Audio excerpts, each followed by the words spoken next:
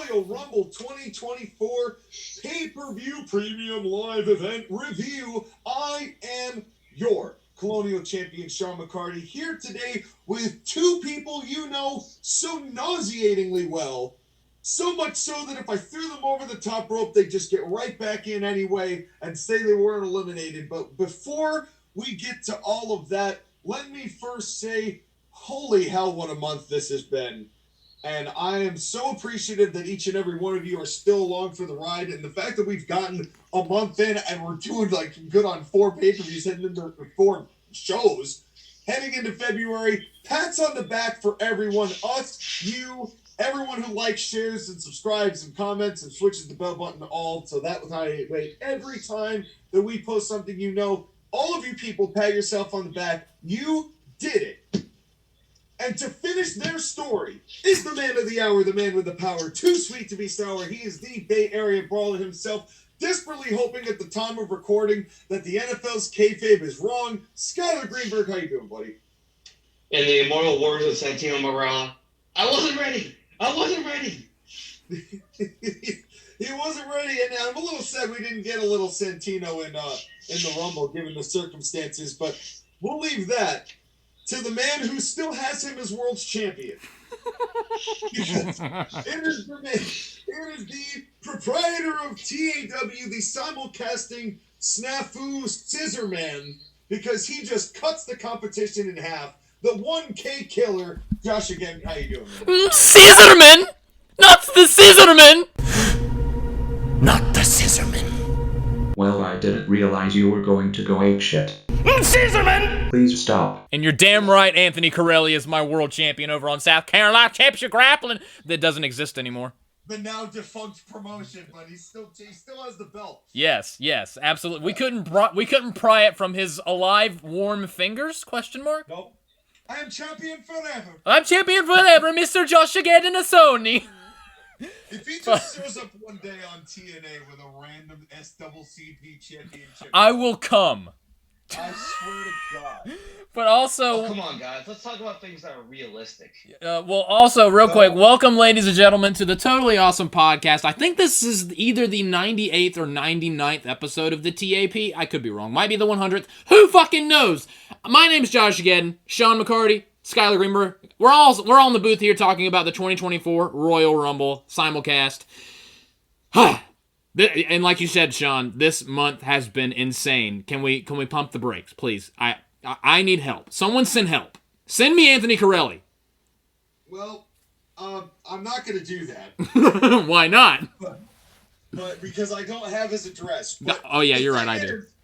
There were a lot of people that were looking to address their championship aspirations tonight, and unfortunately, very few of them actually made it happen. The Royal Rumble 2024, in the midst of a whole lot of other context going on. If you would like to know what that context is, we just did a podcast about it. So if you want to take a look-see back at the channel, and don't forget to like and subscribe on the way over, and you will see it right smack diddly-dab there, the most recent video we did, the news, all of the news that covers but is not limited to Vince's shenanigans and more, and states and all of that. It's all there. And if you want to hear our opinions on that. So with all that subtext going on this show, there was a lot of pressure for it to deliver, given the build. Let's start with Skyler. What was your overall impression of the Royal Rumble 24? Well, to me, the Royal Rumble has always been the most fun match concept in WWE, and it continues to be. I will say that this year's Rumble was very well built up to, and for the most part, it lived up to expectations. It was a good show. Not knock your pants off, but it was a good show. JoshAgeddon. Okay, real quick, I do want to say something real quick. Considering some of the things that happened on this show, there have been a lot of people that have been angry, IWC, because they're angry about everything. I have heard, literally, I have heard people say that this was the worst Royal Rumble of all time. Are you fucking high? Sean might be, but are you as well? Where were you for the 2014 Royal Rumble? The 2015 Royal... Where were you 2 fucking years ago? Where were you anywhere in the 90s? This is not even top... There's been 37 of these things. This is not even top 20. Was this the greatest Royal Rumble ever? No, that one also sucked. But still, this was not a bad show. And if you think this Rumble was the worst one ever, you're a fucking idiot. I'm not even going to respect opinions here. You are fucking wrong. You're fucking dumb. But for me personally, like Sean said, this wasn't a bad show. This wasn't a good show. This was very much a middle-of-the-road show. But I will forgive it for being kind of mid because this is what I wanted out of this show to be, and it gave it to me. This was a course correction show. At least in my opinion, especially with the main event. And this was a necessary and needed course correction because going into it, another thing that I'm going to rant about later, I was mortified going into this show, especially the main event. But what I was worried about did not come to pass yet. So again, what the conclusion of the show made me very happy. There was no real big surprises other than we'll get to especially in the women's match. But overall, while this wasn't the greatest show of all time as far as like in-ring or results or predictability, as far as what I wanted the show to be and what I felt it needed to be, the course correction over the massive fumbles that were last year, specifically WrestleMania 39 Night 2, imagine getting all the way to the finish line and fumbling just because you suck. This was the much needed course correction, in my opinion. Yeah, we're not Daniel Jones here. Don't get that reference, but sure. I knew you wouldn't. Your thoughts, Sean? There's a lot of angry New Yorkers right now. I'm sure there are. But in any case, did any of you watch the pre-show? Well, hold on. Before we get to the pre-show that none of us watched, what were your overall impressions of the show, Sean? Oh, me, right? I have to go. Duh. Of course. Well, you guys have both basically summed up my opinion, truthfully. I will lay down my hot takes now, and we can Stephen A. say you're ridiculous as we get the night going on. First of all, I thought that Hard to Kill was a better show. Agreed. It's not, I mean, they're structurally different shows, right? Part of it is that TNA had no expectation going in and way over-delivered. Agreed. WWE had maybe one of the best builds to a Rumble in history.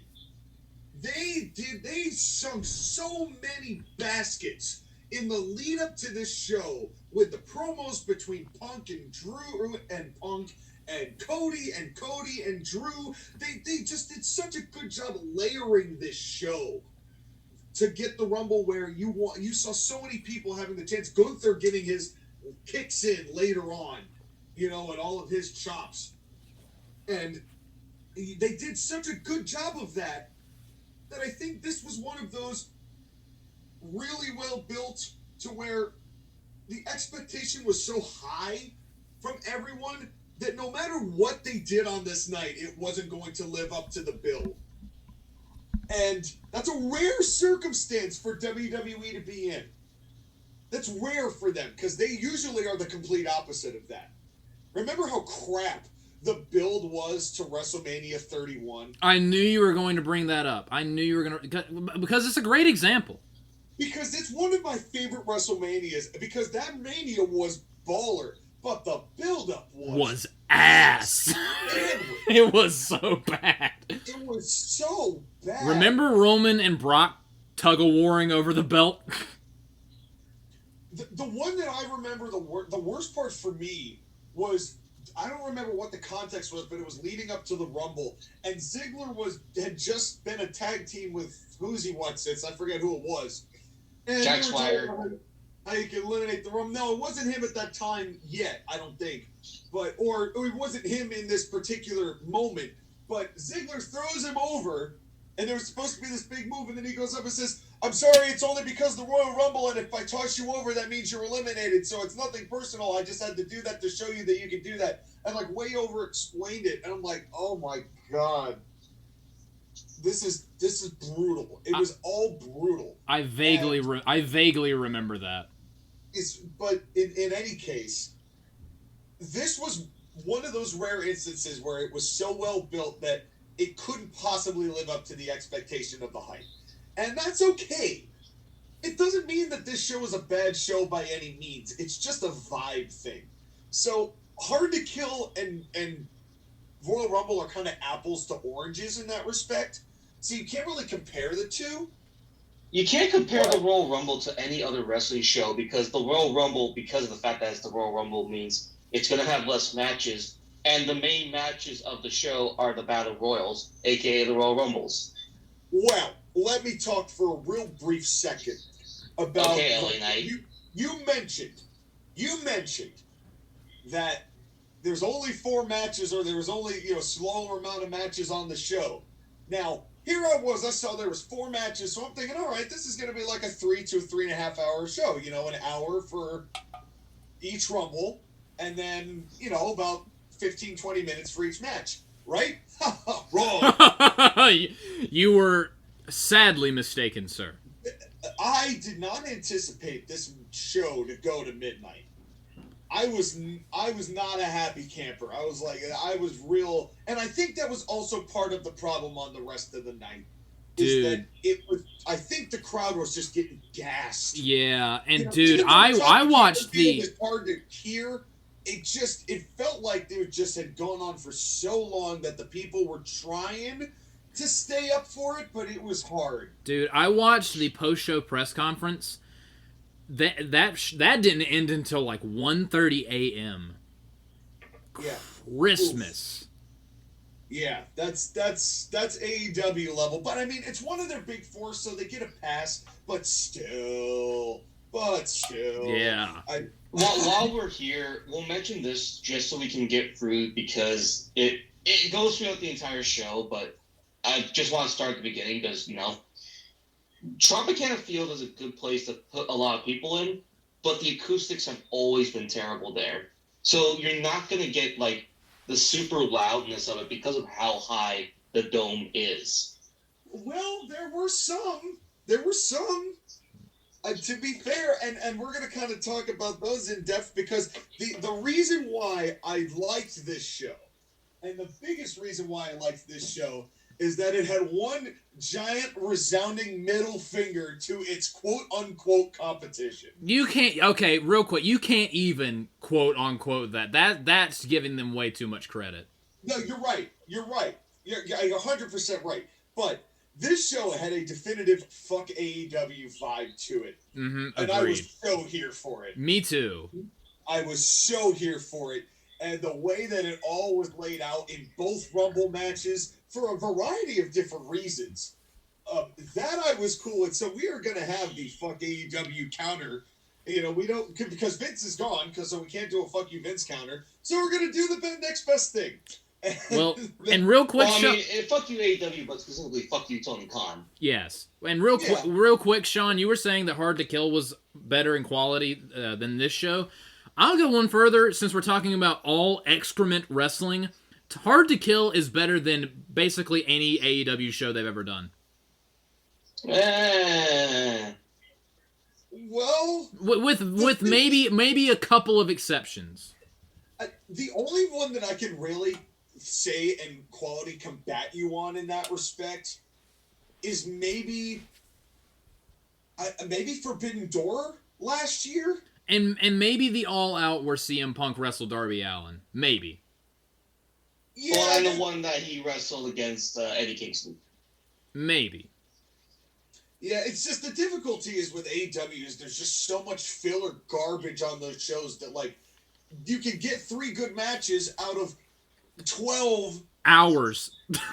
12 hours and 9 garbage to worse matches. On a scale of garbage to Moxley, where you fit on the scale is, and that's the rest of the show. So it's like, it's hard to even compare any show to AEW because there's 3 shows in one of their shows. 2 of those 3 shows are ass, and one of them is halfway decent, or at least they were. Now it's just complete. The cause is lost. Yeah, it's to the point where AEW is just an infinite black hole of suck. The fact that TNA feels like it's got more hope, and in somewhat cahoots and endorsed by WWE on top of that, we're going to talk about that in a second, and how huge that is for the growth of another company trying to make a power play, which also makes me very thankful that we did watch Hard to Kill. Me too. To review it, because that way helped the context of what we saw tonight. Mm-hmm. But we begin, in order to explain, with an intro package, brother. What you gonna do, brother, when I explain what this match concept is for you, brother? Yeah, when I brother on you. No. Jack, brother dude, jack me off, brother dude. Given us at the top of this past week, we shouldn't talk about what people brother each other to. Well, listen. Okay, alright, with that in mind, I'm gonna do it anyway. Brother, jack me off, dude, brother Hogan, yes, leg drop me on the face. I will also Don't clean it off. Here's the wildest thing about this.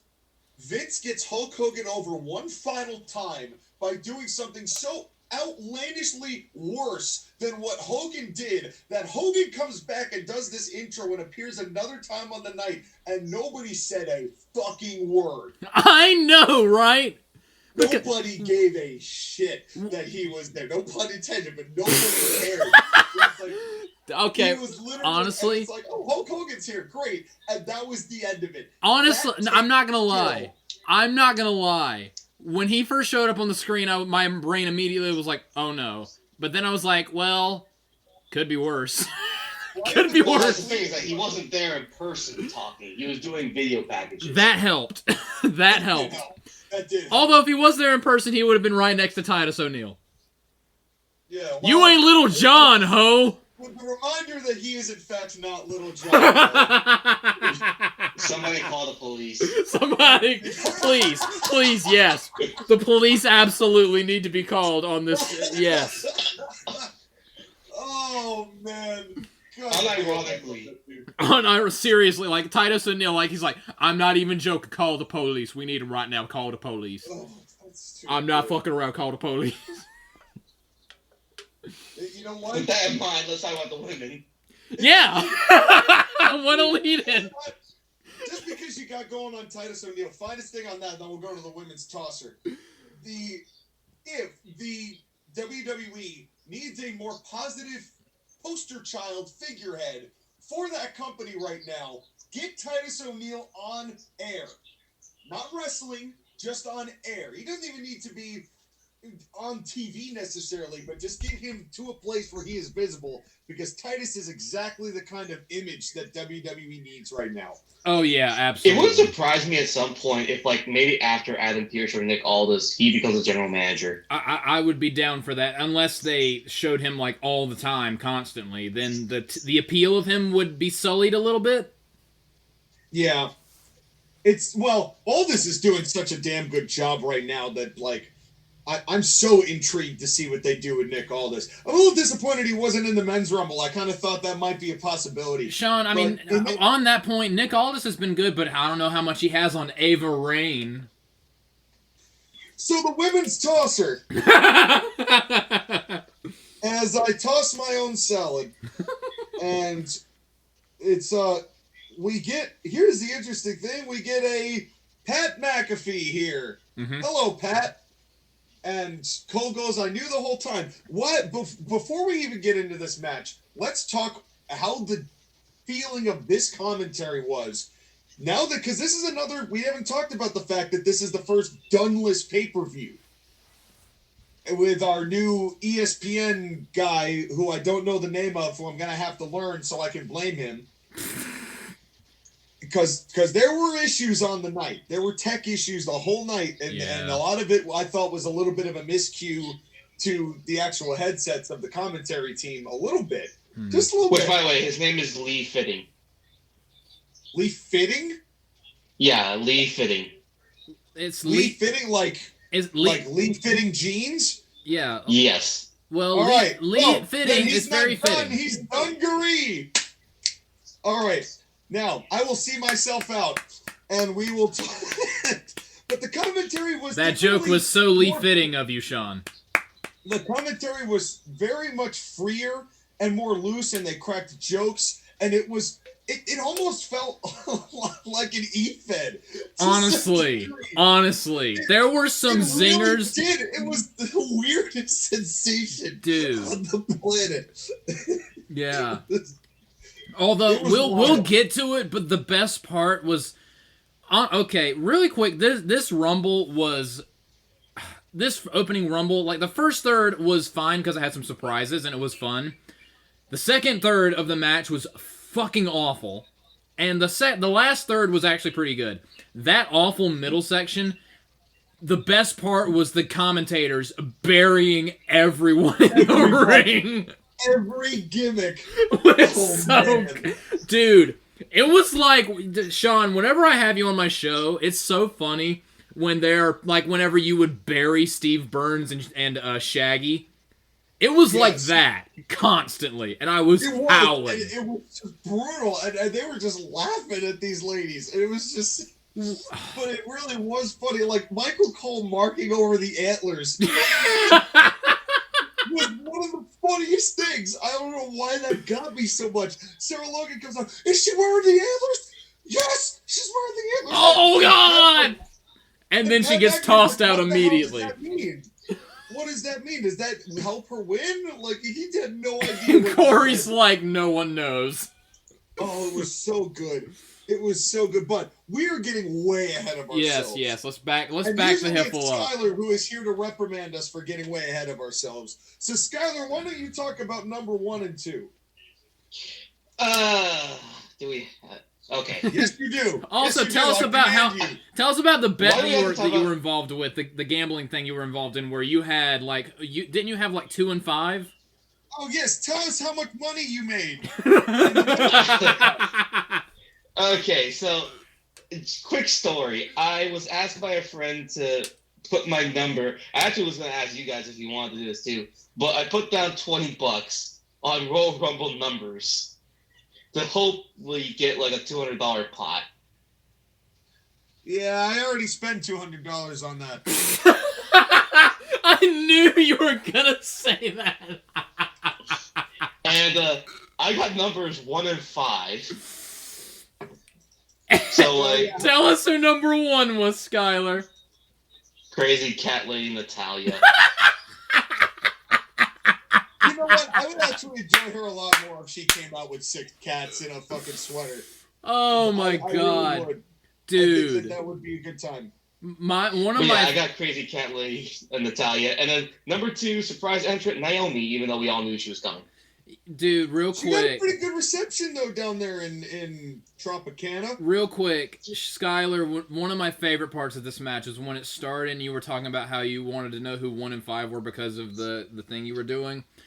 When the thing was that I was driving from work and Yes. I was stuck in the car, so I was like, okay, can you guys just let me know who 1 and 5 is so I can get over with? Being the bearer of bad news for you is one of the highlights of my entire life. It was glorious. The second her music hit, I belly laughed. I had forgotten the pool altogether. See, I had forgotten Skyler even did this. And out came Natty, and I'm like, okay, so they're going to have her in this for a little bit, but she has a 0% chance of winning this matchup. Sean, even that is generous. And then I looked back at the chat and said, oh, yeah, Skyler bet on that. And that was about as much as I got out of it. But Naomi coming back, she got quite a reception. Mm-hmm. And she was the Iron Woman of the match, and she looked pretty good. And as, again, my history with Naomi has been spotty, to say the least, she has improved a lot. I think that time in TNA really did her some good. Agreed.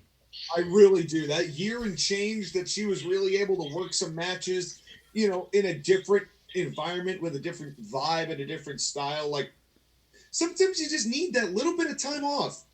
And to just put things into perspective. It can work wonders on you. And while she was in WWE, when she wasn't that great, In my opinion, she was kind of, awful. Under the previous regime, you didn't really see people improve that much. Basically, where they were at is just where they were going to be in perpetuity throughout the universe.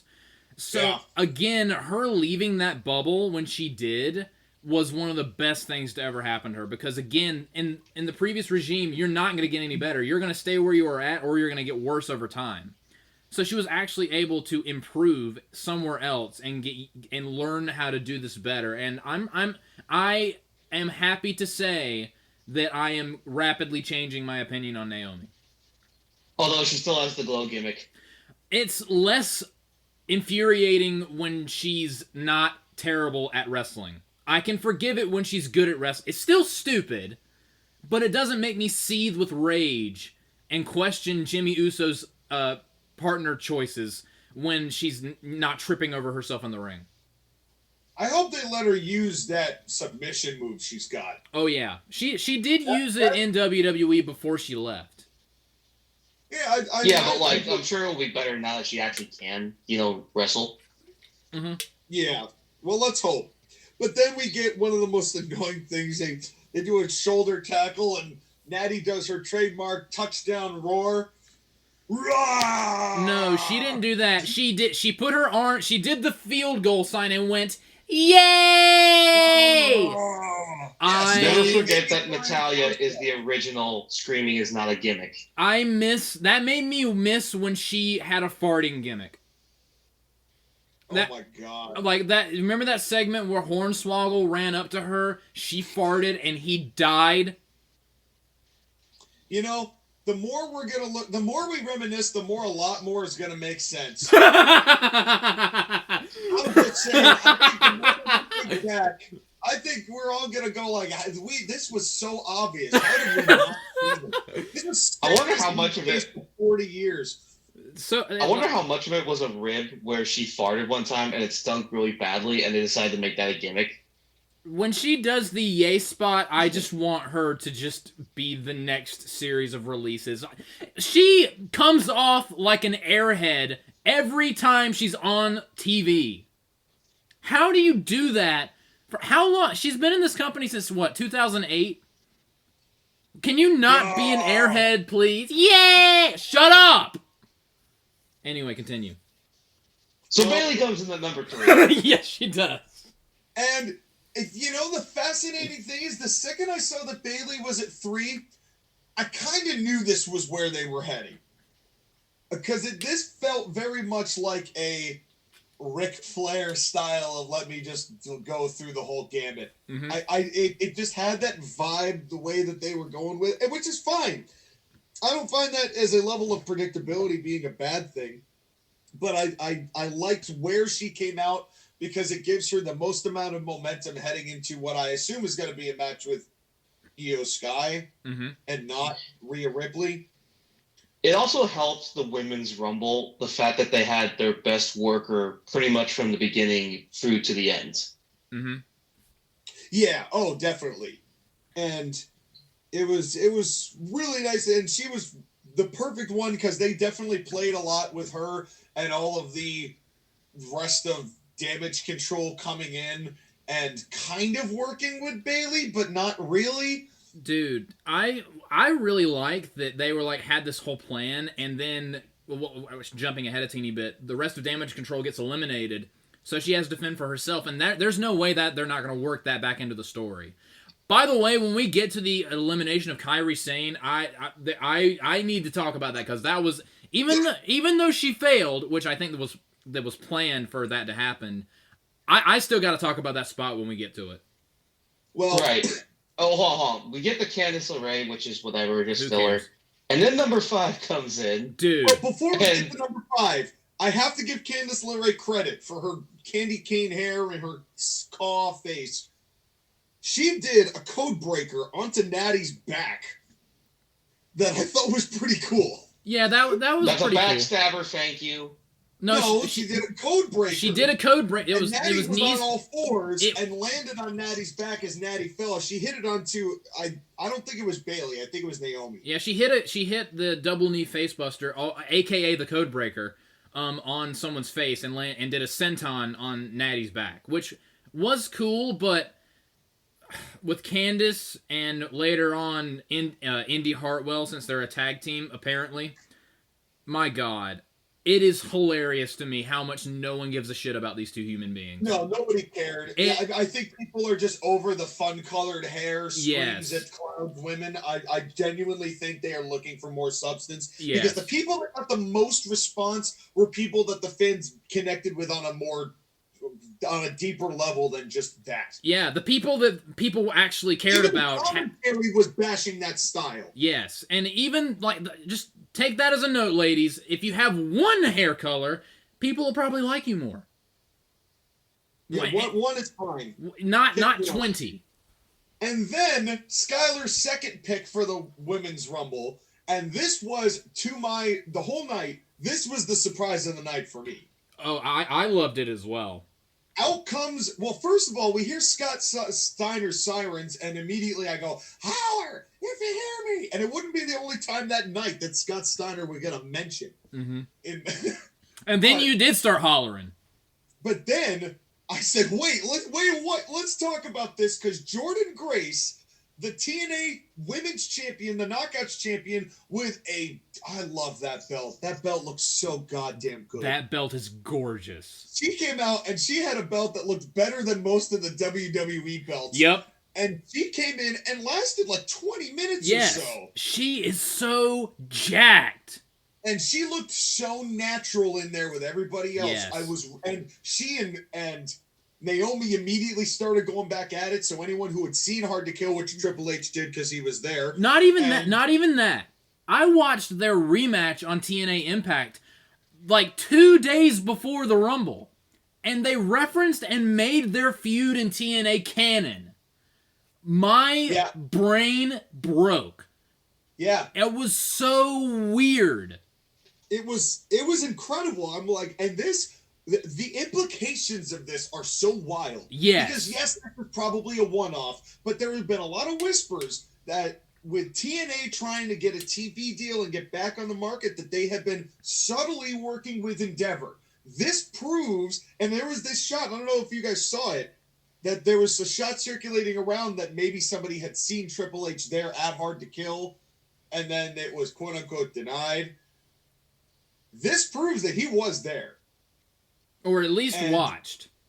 And what it also means that if WWE is endorsing what TNA is trying to do, that means that they are trying to get TNA to a level that they can be considered respectable. And that's just wild. A firm pat on the back for TNA. And simultaneously, a suck my dick to AEW. Yes, our fuck you Tony Khan counter is at 1, and it was so great. It was so hilarious that they could not stop saying TNA for like a solid 10 minutes. And never once did they mention AEW. Nope. Well, here's the thing that like people are going to be like, well, what makes this any different from when Mickie James showed up 2 years ago? Well, the first thing that changed is the fact that Mickie James was always a WWE original product. And yes, she went to TNA, and yes, she was working with TNA, but she was on a verbal agreement with them at the time. And while it was cool, it didn't really further anything. It didn't really lead anywhere. Yeah. And yes, Naomi came back, but they didn't mention that her name was Trinity in TNA, so it's not like it like super mattered. Jordan Grace is a TNA original coming to WWE and then mentioning her matches in history in TNA in WWE. That almost never happens. The last time it happened was with AJ Styles. Yep. Yeah. Again, mind-blowing. It was incredible. I had no words.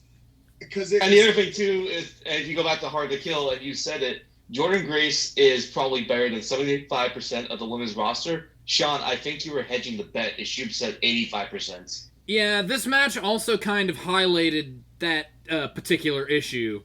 Well, at the time, I didn't think we'd get proof. Like I said that just whimsically. Like little did I know that 2 weeks later we were going to get a chance to test out that theory. Which Dude. further proves that somebody in WWE is listening to our podcast. Honestly, I was about to say. I'm swearing to God, one of you 315 motherfuckers out there works for WWE. You can't hide from me. Dude, we're still waiting I still demand the royalties, damn it. We're still waiting on Roman Reigns to come out at WrestleMania 40 wearing blue underwear. Yeah. I will see. come. I will come. Well, he hasn't stopped wearing red underwear since we pointed it out initially. Anyways, Indy Hartwell comes in and then she does the thing with Candace. I'm Speaking sorry. of multiple colors. I'm sorry. Joshua, what were your words to describe Indy Hartwell when she came out? Less interesting Rhea Ripley. That would be correct. It is. She's Rhea Ripley minus everything that makes Rhea Ripley awesome. She's a tall Australian nothing. Okay, fine, whatever. And then we get Asuka, and then Ivy Nile. Can I get a tall Australian nothing on the rocks, please? Yeah, honestly. I'd rather have that than watch her on Raw.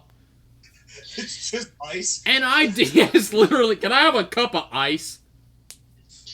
Right, but then again, we get Asuka, we get Ivy Nile, we get Katana Chance. Okay, whoa. Let's back up a second. This girl, Ivy Nile. Did you know that green is the color of ivy? Okay. I'm a plant person. I've done plants. This is the part of the podcast where me and Sean might have a little bit of a difference of opinion. Although, he's not entirely wrong. This girl was not ready for television. That is the point I'm making here. Well, I'm sure this girl was scared to death. This was her first time in a huge stage in the biggest company in the world. So, I'm not trying to knock her, the person, but Nelly. She did not look great. No, and it was very. It first started with her not successfully lifting up Naomi, who is not fat. Yeah. And she's supposed to be this little 5'4" powerhouse, basically Layla Hirsch without the Russia, and she goes to lift her and she can't do it. She just she arches her back and she has to go and relift, and it just looked bland. And then they tried to do a double suplex botch or a double suplex thing with Jordan Grace, and then Jordan had to just sit there and wait as Ivy Nile got her up and wait a second, and Jordan's literally sitting there going like, fucking really? Yeah, I literally saw someone in that spot reach over and drag them into position, and I was like, that was a little noticeable. Yeah, I'm like, and like Jordan was like, the woman who doesn't even go here. And Okay. she's sitting there staring daggers at this girl. And then got her up, and for God's sake, she barely kept it together for that stalling suplex. Yeah. Jordan's sitting there like needing a cough drop. I like Ivy Nile, but this was not the best showing. Like, she's had several matches on Raw, and she actually looks decent on Raw, but those are one-on-one matches or tags. Maybe she wasn't quite ready for a huge 30-person match in the most exciting match of the year. Well, here's the thing, is that a lot of people, men and women, are not ready for the Rumble because the Rumble is a very specific type of match. Yes. You can't practice spots like that. Now, if you're good at wrestling, you can get through it. Or if you're over, people won't care as much. Yeah. One or the other. Neither. Yeah. Again, honestly, we'll get to it, but in my opinion, as not on her A game or on even on the chart that Ivy Nile was on this night, she was far from the worst person in this match, and we will get to the worst later. Oh no, it was gonna get so much worse. Yeah. It was. But having said that, guess how old Ivy Nile is? Give me a guess. Isn't she 31. like 20-something? Exactly. Oh, she's Really? 31. She's 31? Hell Yeah. Let's go. She's my age. Oh God, she's my age.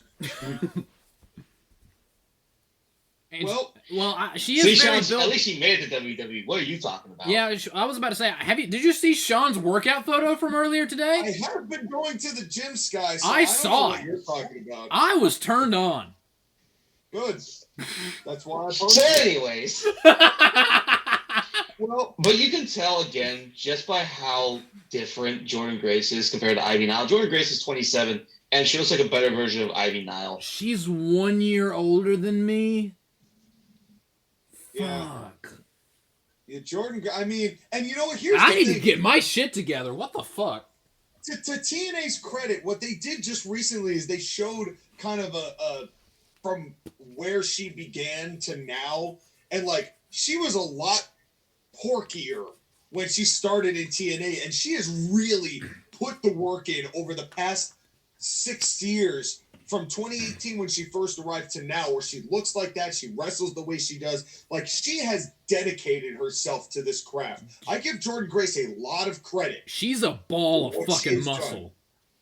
She is exactly what you want in a women's wrestler. That It- dedicated to her craft. Exactly. And she looked great in this match. She did, and she was not the one who was on her own against the wall, and Bianca here's Belair. Bianca. I Fresh out of her thing with Montez that's now airing on a show nobody cares about. Yeah, to your point, Sean. One of my favorite things, one of my rapidly becoming favorite things about Bianca is the way Wade Barrett says her name. It's Bianca, and Yes. it tickles me. It every feels like time. the Finn Balor Yahoo thing. Bianca. It's slowly turning into Umanga. We're getting there. We're getting there as far as the lore of it, but she looked good too. Here's my first thing for Lee Fittings, or what did I call him? Dungaree. Here's my first criticism of Captain Dungaree here. And they did, I forget what they were repeating. Maybe a suplex that Bianca did. And while they were doing a repeat of something that had happened a while earlier in the match, they missed in the picture-in-picture Bianca doing a second rope follow-away slam to I forget who. Maybe Ivy Nile? Yep, I noticed that as well. There were a lot of badly timed replays. But here's the thing, to the credit of the commentators, they called that. Yes. They said, oh, and there's a follow-away slam in the picture-in-picture, so like they still acknowledged what was taking place. WWE of old, they would have just glossed right by that shit. Well, They would have been in, here's the here? replay, and then come back up, and then there would have been silence, and then Cole would have said, and don't forget to eat my Snickers or whatever. But I'm not going to lie, the Royal Rumble may be the hardest match to, and other people are coming into the ring at the same time. Well, the thing is, one of my criticisms overall on the night, and this is, I don't know if it's anybody's fault. I think it's just a victim of having done 37 of these or whatever the number is. There's a lot of very obvious just laying underneath the ropes. Yeah. That takes place. It's become kind of like when the ring gets filled, it's not like action taking place everywhere and they're all trying to fight. There's a lot of just sitting and laying around and waiting. We need a Rumble to happen where there's a lot more eliminations that happen a lot more quickly. So there's not so much just lying around doing nothing. Or just get more proactive at just figuring out something to do that isn't in the coordinated plan. Like, you could leave the camera shots open for the high spots that they're going to do with the incoming people, but, like, look active. Yeah. But that's hard to do for, like, especially for the people that have to be the Iron Person of that match. It's hard to do that for 50, 60 minutes at a time. Well, totally. I'm not saying don't do it at all, but don't lay there for 2.5 minutes in the same spot, just kind of rolling left and right like you're a goddamn tuna steak. Like, Again, all this to point out that, like, the Royal Rumble is one of the hardest matches to do. That's why inherently it's just going to be a sloppier match by product. Well, and it wasn't that it was sloppy, but it started to be. We are now, especially as the worst members of the women's division entered this match. We are now entering the middle section of this match that completely sucked total ass crack. Then I think you should describe all of it. Relive us your pain. I don't care if she's next or not. Somewhere in this scuffle of just people that do not belong in professional wrestling, Maxine Dupree, and again, I don't care if she was next, I want to talk about her now. Holy shit, on a stake. She's the Alicia Fox of this era. Which means she's going to be referred to as a WWE legend in a couple of years. Just watch. Yeah. Complete legend. Hall of Famer, Maxine Dupree. Dear God. Maxine Dupree had the worst Royal Rumble performance I have seen in a long-ass time. There was a spot where she went for a tilt-a-whirl head scissors. And someone on the production truck may or may not have accidentally put the live feed in slow motion. Dear God, the slowest head scissors I have ever seen in my life. It was horrid. Yeah. And after this failed abortion of a move took place, she looked at the hard cam and went, "Thank you!" And someone was like, "That looked horrible, let's try it again." So they tried it again, and it looked even worse. It went even slower. And then, after the move went worse and happened again, she got up, looked at the hard camera, and went, "Thank you!" It sounds hilarious when you say it. It wasn't good, folks. My God. It does sound hilarious. I have never related more to that guy in the SpongeBob SquarePants movie who went blind looking at King Neptune's bald-ass head. There is not enough bleach. There aren't enough forks to jam into my eyes. Maxine Dupree, go away. The new Ash by Elegance. No. Dana Brooke has never done anything this grotesque. Holy God. Wow. I would rather watch Dana Brooke. I would rather watch Dana Ashbrook by Elegance in an Iron Man match with fucking Liv Morgan over this disaster. This was horrific. This one sequence literally took at least 2 points off of my overall grade of the show. Holy crap.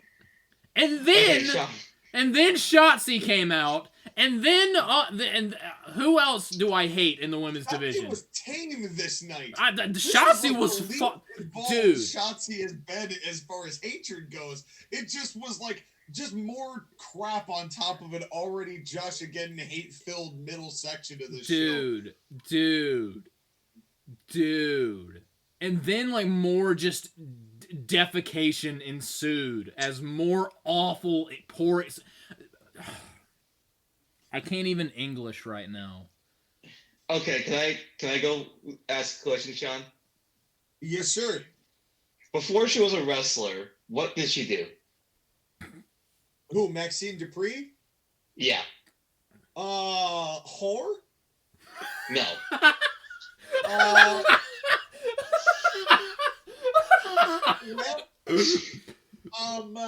gonna say model for the Sears catalog. Nope. I'll tell you what she was. She was a cheerleader for the LA Rams and was a dancer for the Phoenix Suns. All right, so like a Nitro girl. Basically. Okay. Can she go back to that, please?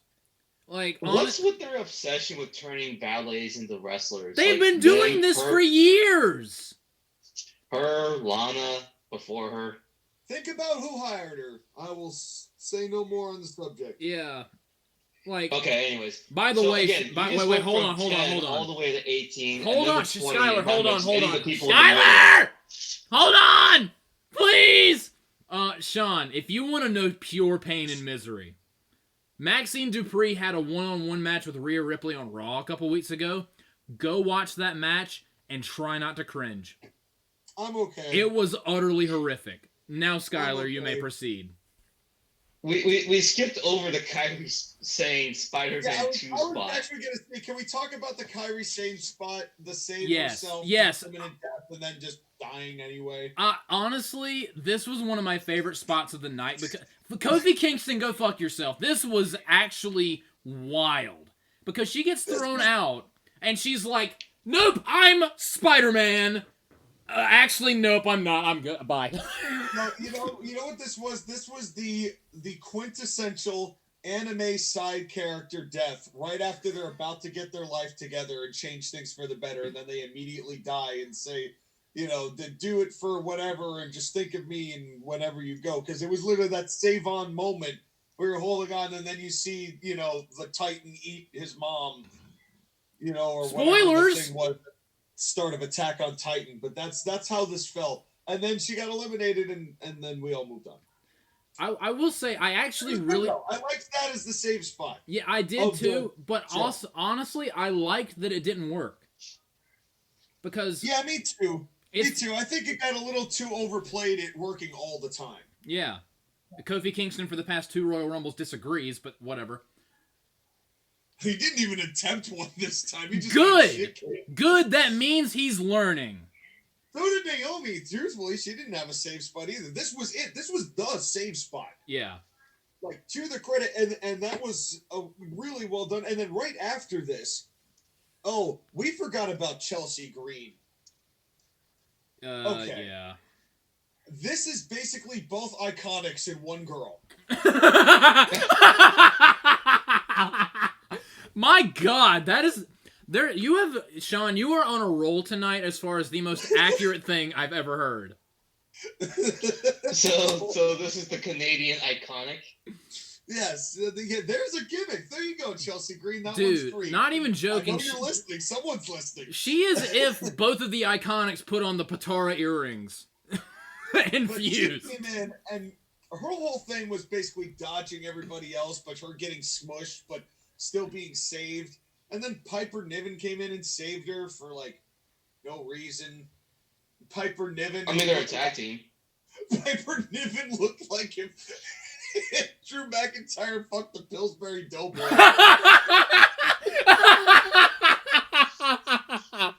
My God!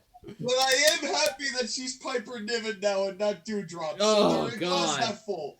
Glass really half full. And she I had no problem with her in this matchup. She didn't really do anything. Well, she accidentally murdered Chelsea Green repeatedly because I'm funny. Although I did like when she caught Chelsea Green, she pretended to drop her for like a split second just to scare her. That was funny. But then Chelsea Green after that, she turns around right into one of Jordan Grace's spine busters, which there were plenty of in this match. Dude, there was so many spine busters in this match, like it was ridiculous. But this one was the best. Yes. Jordan Grace had the spine buster of it, and then the way that Jordan Grace got eliminated was about as strong as you could do for another company's champion. Yes, and it was brutal too. She didn't get tossed by Chelsea Green or Shotzi Blackheart, totally shitting on, the whole champion. She lost after a KOD from Bianca Belair, former women's champion, the female John Cena. Bianca Belair just got a new Diva show because the Bellas are no longer around because they're probably part of other lawsuits. No, actually, Nikki Bella is the host of Barmageddon. Great. Can't wait to not see that. Yeah, me too. But in any case, Bianca Belair gave a KOD to Jordan Grace on the apron. Yeah. That's about as emphatic a finish as you could put, but that is putting one of the best that WWE has relied on over the past 5 years in Bianca Belair and putting her toe-to-toe and for a moment having both of them be equals.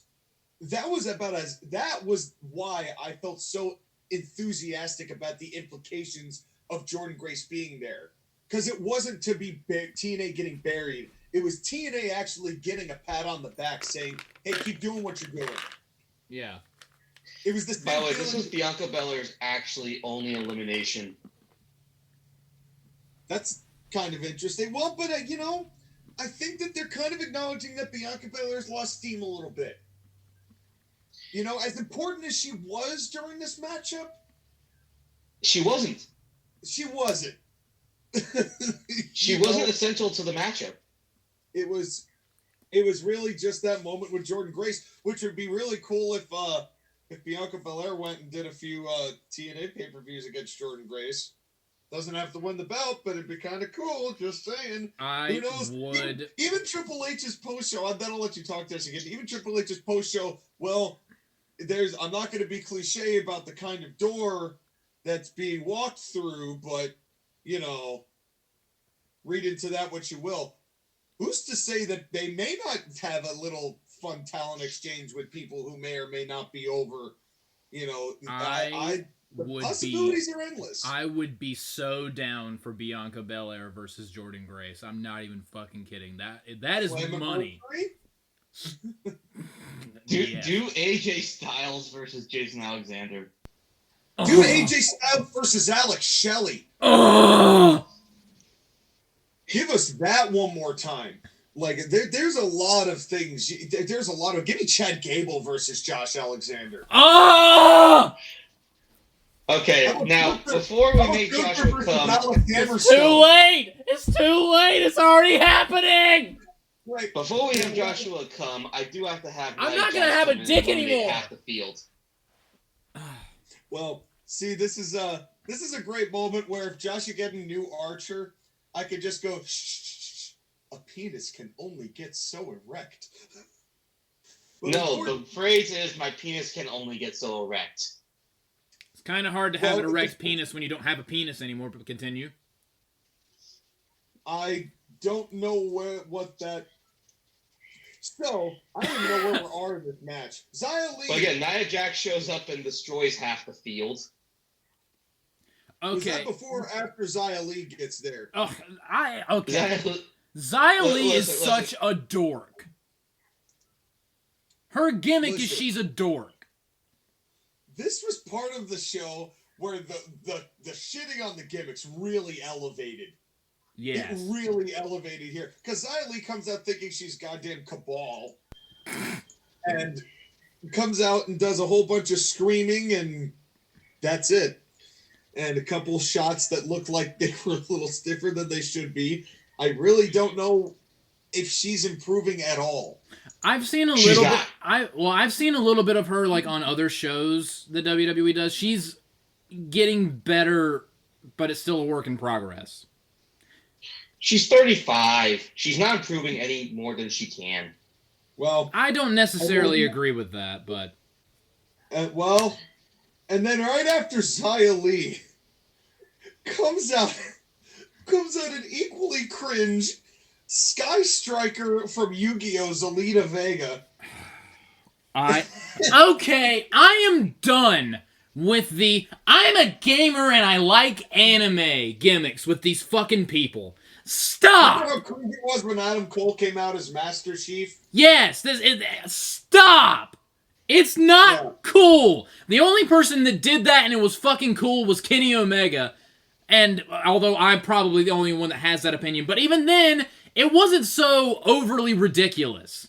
Yeah, but that was like the Terminator, though. That was like when he dressed up as Akura from Street Fighter, and the two little loony bins dressed up as Ken and that was lame. But I was more referring to when he came out as Sephiroth. I thought that was cool because it wasn't so ridiculous and like he didn't have metal contraptions hanging off of him. No, it was just he had a cape. Yeah, and he had Sephiroth's music in the background. That was cool. It was just the short fuse. Yeah, the whole thing is that had a very limited window, and these commentators shat on all of it. Dude, the thing is, you have to lean into it a little bit, and then that's fine. You go full tilt nerd dork, it is such a turn off. And I'm sorry, Zelina. Call me sexist, but Zelina Vega is too hot just too hot to be into the stuff that she claims to be into. I don't buy it for a fucking second. There's no way she's heard of any of this shit that she claims to like. Well, if you watch Up Down Down, she is. I don't watch Up Down Down because I fucking hate Xavier Woods because he's lame too. But Zelina Vega is married to Aleister Black, so like, do better, Aleister Black, Malachi, Tommy. Here's the thing. Then we get maybe one of the best points of commentary on the night, because your girl Maxine Dupree does the reverse worm? Or reverse caterpillar is what As they said? if things couldn't get bad or worse.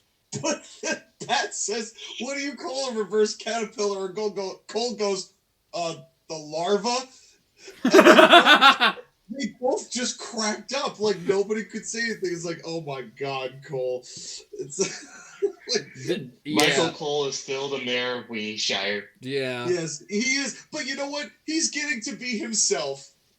So I'm not going to knock it. And I thought it was funny because it wasn't the only time Cole was going to crack me up on in this moment, because Becky Lynch comes out, who is an actual winnable prospect. Except for the fact that Becky Lynch was also not essential to this match. Well, she did do something, and I want to ask you two about this, because I still don't know how to feel about it.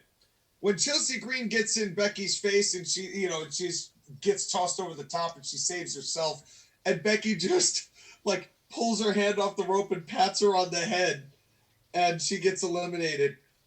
I didn't really care for that. Because it's like, even if you don't legitimize her as a talent, which you don't necessarily have to, because it's not what Chelsea Green's there for, that felt way too stagey for my tastes. It was a little goofy. Like, honestly, if it were me, I wouldn't have removed her hand from the ropes. I would have patted her on the head and then punched her off the apron. And beamed her, yeah, exactly. I would have done that. Yeah, I just thought it was just the slightest bit too much for me. But then Shayna Baszler comes out, and I got sad. Yeah. But then we get Valhalla, who comes out, and Michael Cole loses his mind. Losing his freaking mind. When you were describing possible WWE X TNA matches, Michael Cole was having the exact same reaction to these antlers. Yeah, literally. He's like, is she wearing the antlers? Oh my God, and Pat's just confused. He's like, what's the big deal with the antlers? I love how Pat McAfee... sarcastically that Cole's like, the antlers, they're the key to everything. He's literally taking a gigantic dump right on her head. See, Sean, you said we shouldn't be making jokes like that, and there you go, making the jokes. Well, I lied, Vato. But anyway, Sean, one of my favorite things about Valhalla, though, is whenever Pat McAfee's on commentary, he always just doesn't call her Valhalla. He always calls her Sarah Logan because he doesn't care about her goofy nonsense. Well, I mean, speaking of goofy nonsense, R-Truth showed up for the first time. Okay, all right. I like R-Truth. He's been around for a long time, and I respect him. I hate WWE's fucking boner for goofy nonsense, and I fucking hate that the fans like it. I wouldn't have minded if it came out without his entrance music. Right? Sure. But that just made it all feel so staged. If he came out genuinely thinking this was the men's rumble because he's just had one too many tabs over the course of his lifetime, fine. But didn't you like the bit with Adam Pearce? No. And I do like that this led to Valhalla, getting eliminated in 5 seconds. That nobody saw because nobody gave a shit. Yeah. And because they didn't time it right with the cameras and shit. Didn't need to. And she comes up and she starts yelling and R-Truth starts leaving and all that. This part was cringe, but the fact that R-Truth got the pop he did later because he did this kind of made me okay with this at the end of the night. It shouldn't have. It's stupid. It's WWE stupid, but I'm happy you feel that way, Sean. I don't know. I'm happy you feel that way, Sean. That's my feeling. It's like I really like R-Truth. I agree with both of you. He's in some of the cringiest stuff that WWE has done. Although I will admit the thing of him a couple Monday Night Raws ago making tons of money selling merch and the Judgment Day that hates him, and they're like, "You're not a part of the group." All of a sudden, they're kind of okay with him because he's giving them wads of cash. That's the kind of funny that I find acceptable. But yeah, it's just so hit and miss with him. Yeah. That's the thing. At least he's not chasing around a fucking clock belt anymore. No. Thank God. Well, here comes Skyler's girl, Roxanne Perez. And, well, first we get mentioned in Zoe Stark. Yeah, I didn't care about either of those two. Then comes Skyler's girl, Roxanne Perez. Now, why is it that it seems like the worst... Maybe Josh again pointed this out. The worse wrestler you are, the more face paint they give you. Yes, exactly. I mean, it's not even that Zoe Stark is bad. It's just she's... Like Indy Hartwell is less interesting Rhea Ripley. Zoe Stark is less interesting Jordynne Grace. Zoe Stark was given the chance to sink or swim after Trish left, and she sank so fast that she literally blew up more than the module that did a couple of years ago back in the deep sea that I can't remember the name of. Dude, how about this for a comparison? Would it be correct in saying that she's kind of like the female Austin Theory? No, because Austin Theory had the potential at one point. I was about to say the same thing. Austin Theory had a golden egg. Austin Theory had a golden egg. Zoe Stark laid a golden egg. But, anyway, then Nia starts cleaning house. And it gets to be that who's going to take Nia over the top rope. You know, the Big Show's position. Yes. And to the credit of Nia Jax, she was not bad. I will give her this. As much as I despise the fact that she exists on planet Earth, she's really good at getting heat. Yes. That's why she's around. Unfortunately. The safety of the competitors be damned, she gets heat. Well, that being said, every time I see her, I can never unhear, "Be a star." Or, "My hole!" Yeah. There was they had a "Be a Star" campaign. They had Nia say it, and the crowd booed. Yeah, because she beat up a tiny woman. But then Fat girl feelings beat matter. Alexa Bliss. Yeah, good times. Well, but then business picked up, as JR would say, because out comes Jade Cargill. And holy God, dude, the pop this woman got. Dude, this is how you debut someone. Now, dude, this is also the "fuck you, Tony Khan" counter. Absolutely. Because how astronomically better in such a short amount of time, even though they have really taken their time with her, very obviously we know why. Yeah. But how much better did Jade Cargill look that night than she has ever before? Let me put it this way. You know how you hate her ostrich kicks? They look way better now. When she gave one to Nia Jax and it looked good. Yeah. That's all you need to know. And when she picked up Nia Jax, the reaction from the crowd.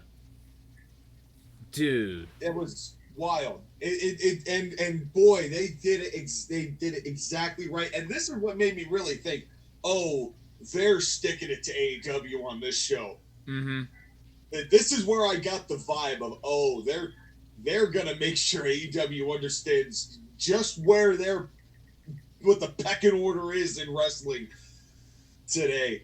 This was a gigantic troll job from WWE, was this show. And it was a masterclass. Whether they admit it or not. And the pop was thunderous. Yes. They gave her Jade Cargill got. They gave her brilliantly. They gave her the Antonio Cesaro eliminating the Big Show spot. Yeah. And it was. And I will say this to her credit too. Jade is one credit that Jade has always had, even in AEW, is she has always carried herself like a star. Mm-hmm.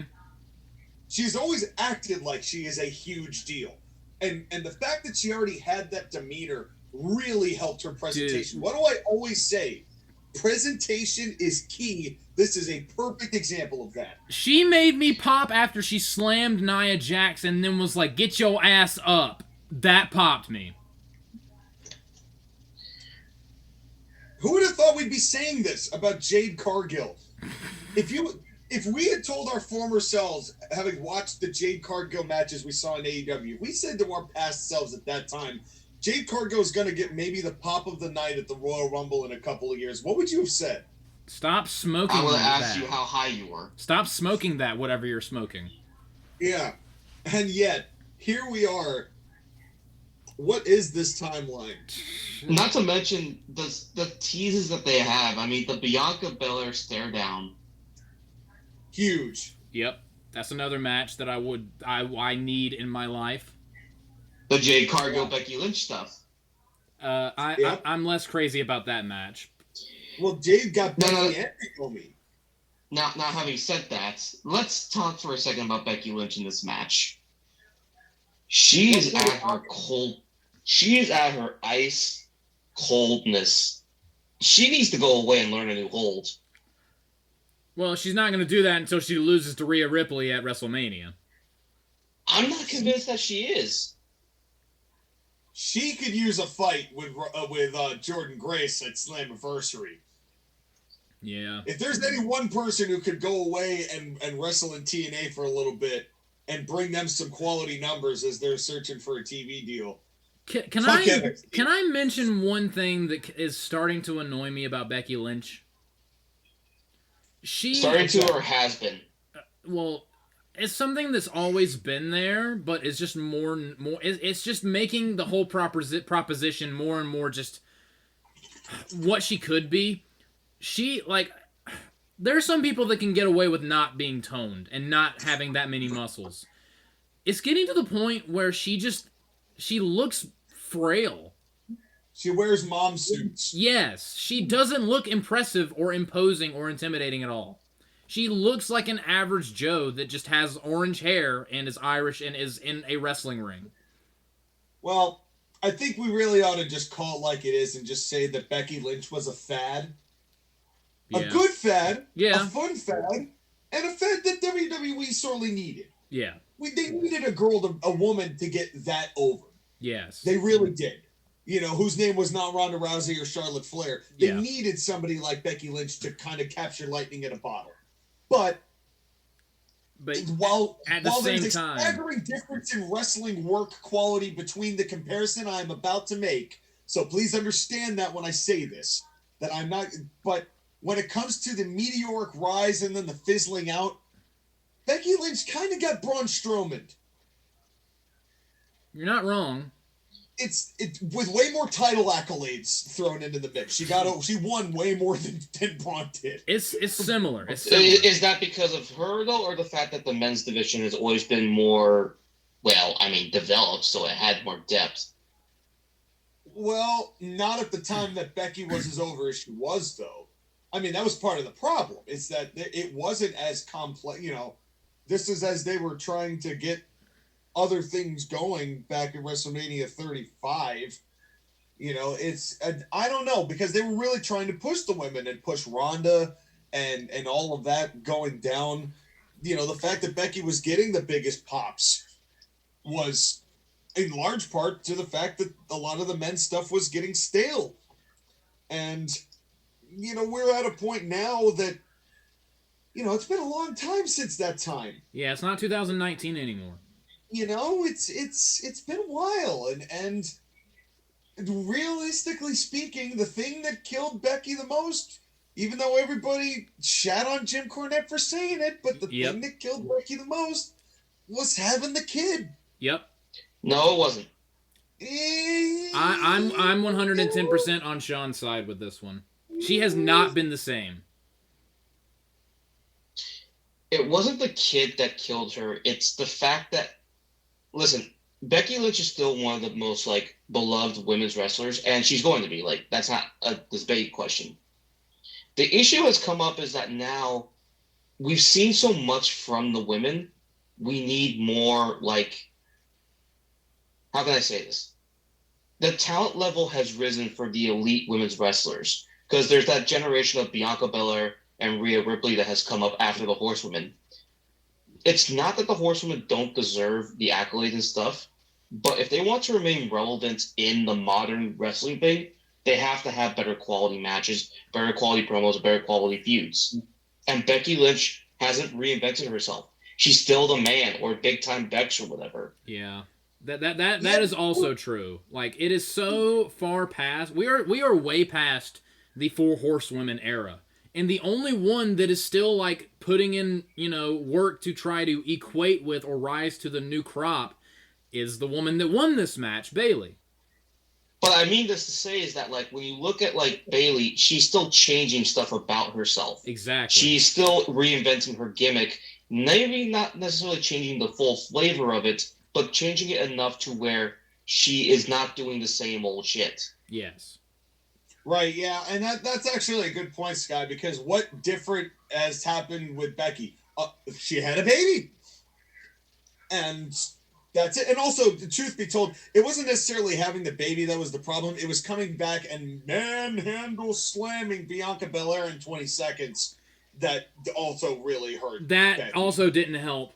That didn't help. That very much did not. That very much put a damper on the whole really thing. ready to cheer Becky, and that was not the direction that they were really looking to. They didn't want to boo Becky. She got they made her. She got a thunderous pop when she returned, and then that happened immediately.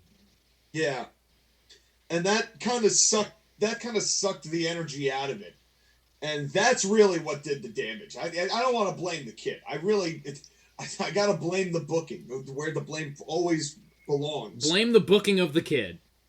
Yes. So, but in any case, Jade Cargill. You could actually make the argument that the kid was not the problem either, because that was at a time when she was also kind of getting stale, and allowed her to go away and learn a new hold.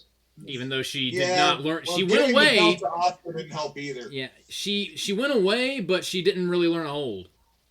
Well, I mean, she became big time Bex, and she at least reinvented her gimmick at the time. Yeah, so at least it was something. She reinvented her. Slam. Yeah, she learned a good new hold, but she came back as sad 2009 Marilyn Manson, and that was not great. No, it really wasn't. So when she got eliminated by Jade, as did Naomi, I wasn't that upset. And then right after that, Bianca and Tiffany Stratton get out because Tiffany holds Bianca's hair. And this is the first real time that Bianca's hair being used as a weapon worked. Yes, and also real quick, Tiffany Stratton looked amazing in this match. She was really good. She looked better than Roxanne Perez, and she's ready to be on the main roster. Abso-fucking-lutely. She showed up a lot of damn people. Ludwig Kaiser. Fucking son of a bitch. Yeah. Well, he's a pretty cut man himself. I think they're both lucky. Yeah. But anyway. So they get eliminated, and then we finally get to the final of these individuals, and Bayley eventually gets the win. I thought that there was a lot of really clever We've yet to mention number 30. We're glossing over something real quick. But do I have to? Yes. Oblivion of the show on CIW. Can we just leave it at that? No, we have to talk about Please? it. No. Please? No. Give me Liv Borgen. Honestly, okay. Since I feel like I'm the one that hates her the most. Can I have the steering wheel for a second? Sure. So before you do, let me just say that this woman beat Ronda Rousey 3 consecutive times. In retrospect, good. So we're all like, okay, number 30's gotta be Sasha Banks. It's gotta be. Although there were some people, we never thought about this, but there were some people who were speculating it might be AJ Lee, which would have been cool. It wasn't gonna happen.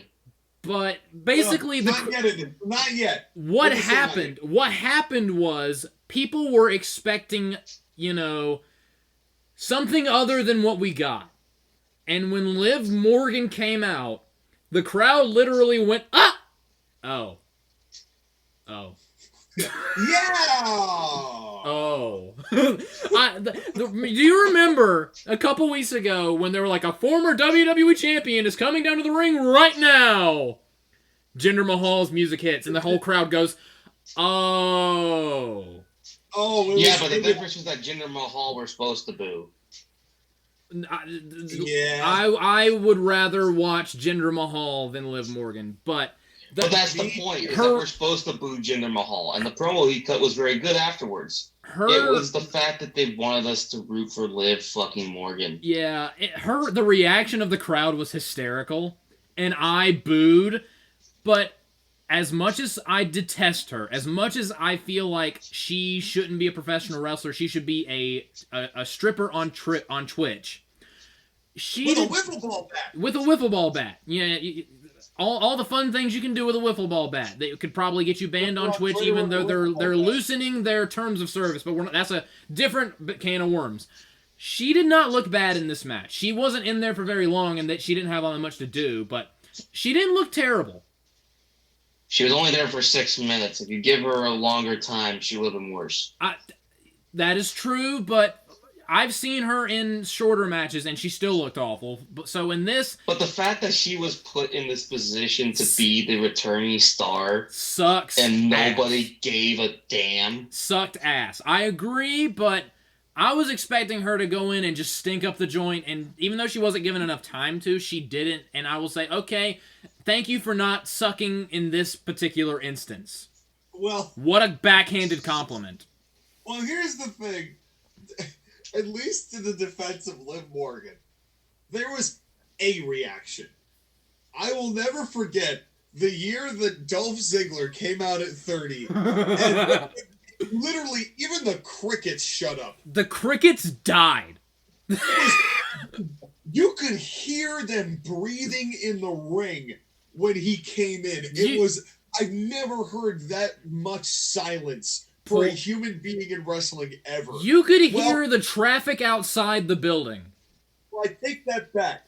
There is somebody on this night who matched that, but we're gonna get there. But Liv Morgan at least got a reaction, even though everyone was really disappointed. But it didn't matter because Bayley took care of business in a really cool way. Like, this is a really cool elimination of Jade Cargill, where I don't know how they did it, but, like, god damn it, Liv Morgan. I don't know how they didn't fuck it up.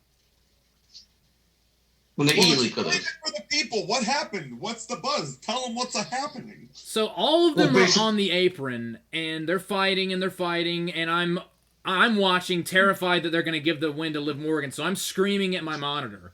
So basically, Liv Morgan somehow does the name of one of Sean's pay-per-views to Jade Cargill off the apron, and the split second that Liv Morgan is like, yes, I got the elimination.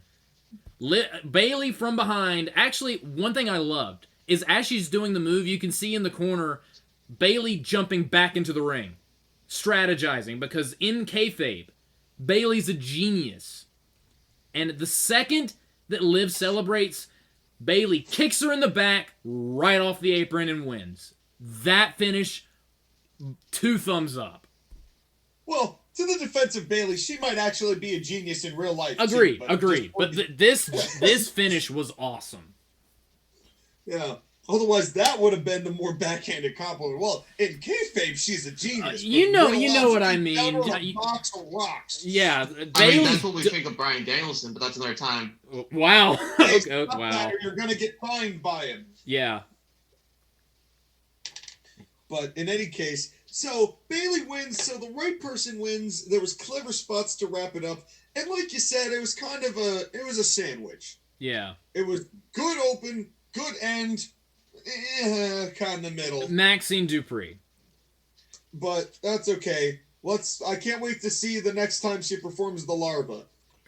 But hold on, let's give it to the match winner, because Bayley, again, we've always said that like the horsewoman rankings fluctuate a lot. Right now, she's still the best of the horsewomen. Agreed. Oh, without a doubt. It truly does show how much Dusty Rhodes thought of her when he called her a student of the game. Mm-hmm. Well, she is tremendous. And more than any other wrestler that we've seen. I 110% believe that she absolutely deserved it. And also, the crowd was behind her the whole time, and they were so happy when she won. Because, again, she deserves it. That chant is a little cringe, but, again, she deserves it.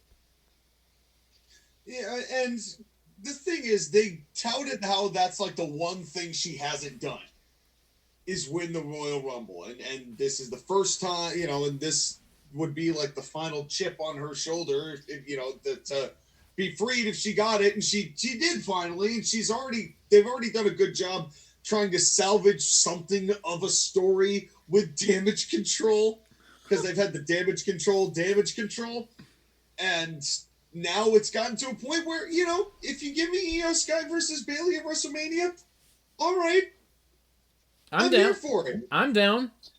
Unless she decides to go for Rhea Ripley, which I'm equally as invested in. You know what? Honestly, whichever one they decide to go with, I'm cool with. Yeah, I honestly, this is one of those situations that it's a win-win on either count. So I'm all for this, and this was the thing. The whole thing on the night is that the right people won for what they've been trying to do and what they are continuing to do. So I didn't have a problem with any of the finishes on the night. Yeah, really, the thing about this show that was great was the way or who won. Not so much the matches, although the matches varied in quality at certain points. It was all about who they went with. Right. Well, not just that, but also the way that the finishes happened. Like, yes. I don't think there was a bad finish on the night. They were all creative and they were all interesting. It's just your mileage varied depending on things. I agree. You know what's fascinating is if you think about the way that Triple H is trying to teach the audience how to appreciate his product, because I think about a Jim Cornette quote, booking is not giving the people what they want, it's giving them what you want them to want, and if you're good, they'll want it. Is this Triple H trying to teach his audience not to care about the quality of the match, but to care about the winner? Like back in the day when kayfabe existed, and it was about who won the match, not how many tope suicidas were done and what, I mean, not that we're not going to, that cement mixers do and don't make a difference, but Sean, I like flips. But getting that fundamental piece correct, yes, is so crucial to what the direction of the product is going to be. Dude, it wasn't that long ago when, wins and losses... I'll never forget Nikki Bella saying this on Raw. Wins and losses, who cares? Anyone who should... Well, and then Tony Khan cared too much and ruined that. And that's the problem. But let's continue saying fuck you to him and move on to probably the most Tony Khan style match of the night. The Fatal 4-Way. Sean's favorite kind of match. Between Roman Reigns and AJ Styles and Randy Orton and LA Knight, and I knew why they did this, and I respect why they did this, because they didn't want Orton or LA Knight to be thrown or eliminated in the Rumble, but they needed they wanted all these guys to feel as important for Roman Reigns, but it's the Royal Rumble. What the hell do you think was going to happen? That's about as much as I got here. I'm going to let you guys break this down more than me. I'll have a couple things to throw in, in there. Just mention Sam Irvin for me, will you? Okay. Honestly, that is my biggest issue with this match. I despise... You want to talk about someone that I fucking hate. I want to put Maxine Dupree and Samantha Irvin in a spaceship and fly it directly into the sun. Ricochet, break up with her, find someone else. I literally muted my TV out of pure frustration when she was doing the Tribal Chief Roman Reigns. Shut up! Just enough! I literally muted my TV because I could... This is the TAP, and I was tapping out. I cannot take it anymore. And it was to the point that when Kevin Owens and Logan Paul came out in the following match, I muted... The second they both got in the ring, I muted the TV until I knew the bell had sounded. That is how much this is bothering me. Why? And I swear to God, there is a weird movement on social media where everyone is suddenly obsessed with everything this fucking woman does just because she has very loud pipes. I don't get it. I don't get it. She is worse than the Ham Witch. Skyler, she is the Ham Witch. No, she is worse. Ham Witch, come back. Come back, please. Save me. Save my ears and my soul and my everything. Skyler, well, she's punching those balls as hard as she has ever done before. Skyler, you talk for a couple minutes so I can calm down.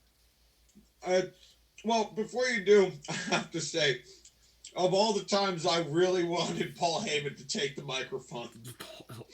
Take the microphone and bean her with it, please. But you know why they didn't? I know why they didn't. Because if Paul Heyman went into his spiel, I bet they were afraid that people were going to think about Brock Lesnar.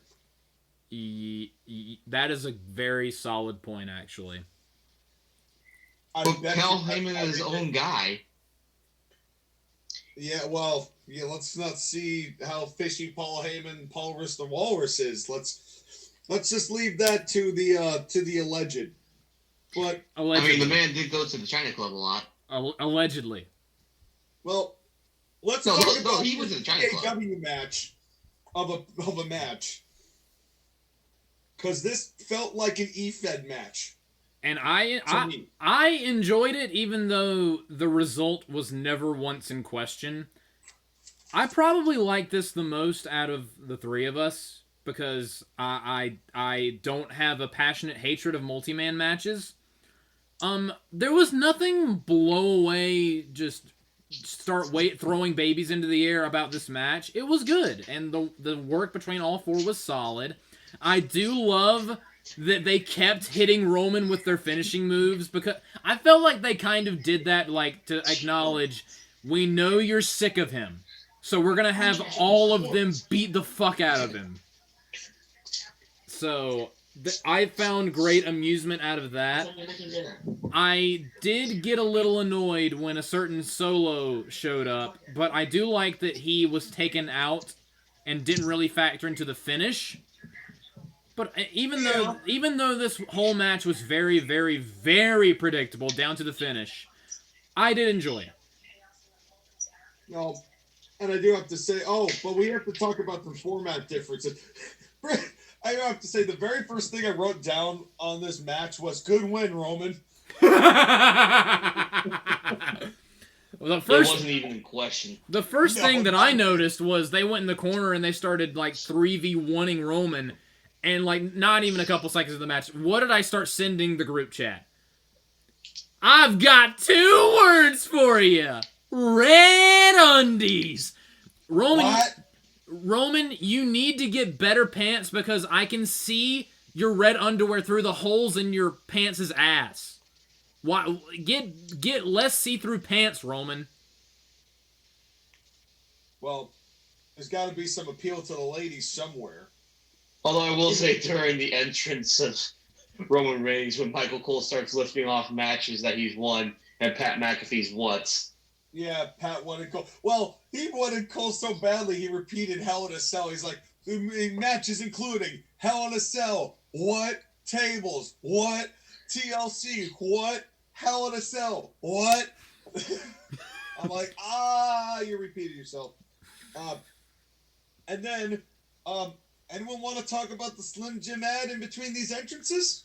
No. I honestly, I both loved and hated it. I hated it because it's the whole thing about just do all that stuff before, like, don't do that mid-entrance. It made me think of when they used to, and sometimes still do, they'll do one entrance and then cut to the video package and then do the next entrance. B-roll, yeah. Yeah, I hate it when they do that.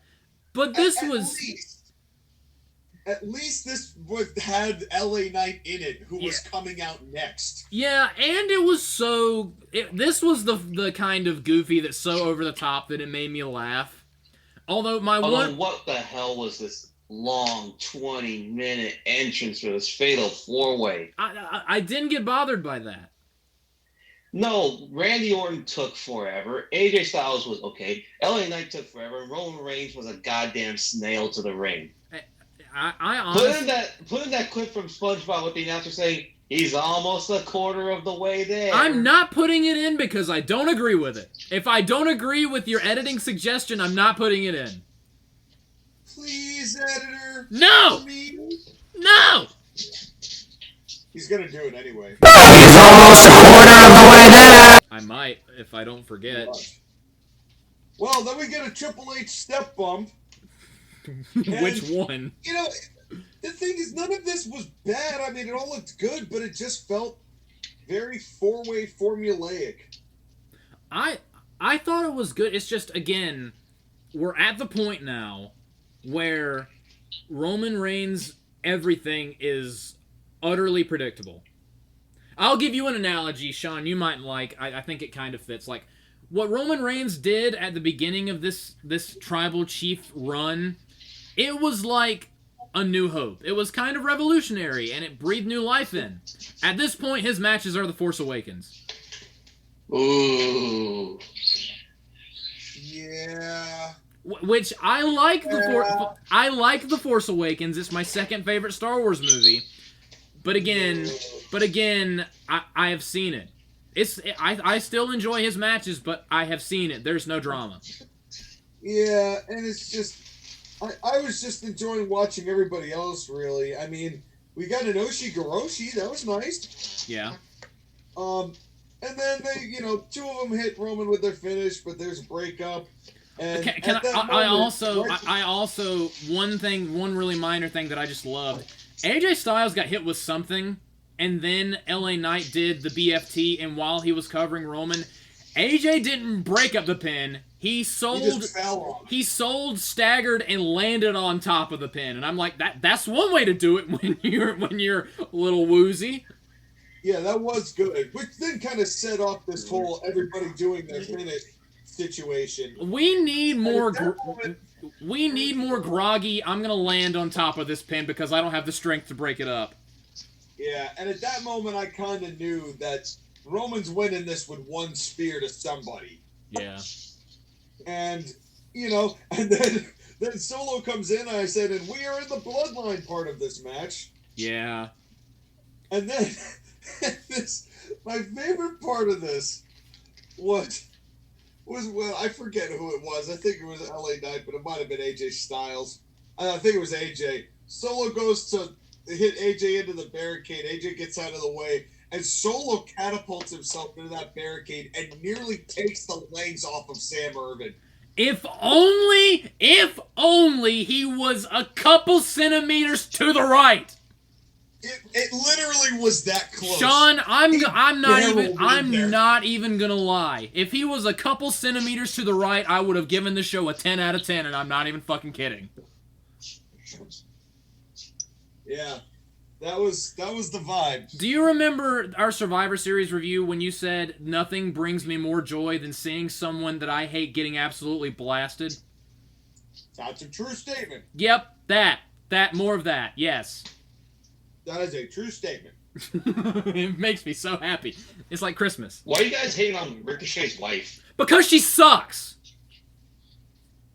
And that's why Ricochet likes her. She sucks. Maybe he sucks too. I don't know.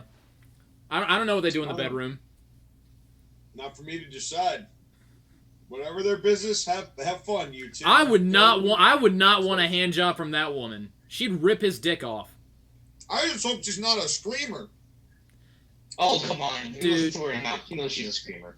Dude, she would like... She's like... what's the name of the woman in Mortal Kombat? Sindel? The one that screams really loud?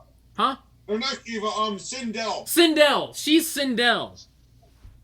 She would like... The vibrations of her scream would like rip off the skin of his dick and just it would come flying off.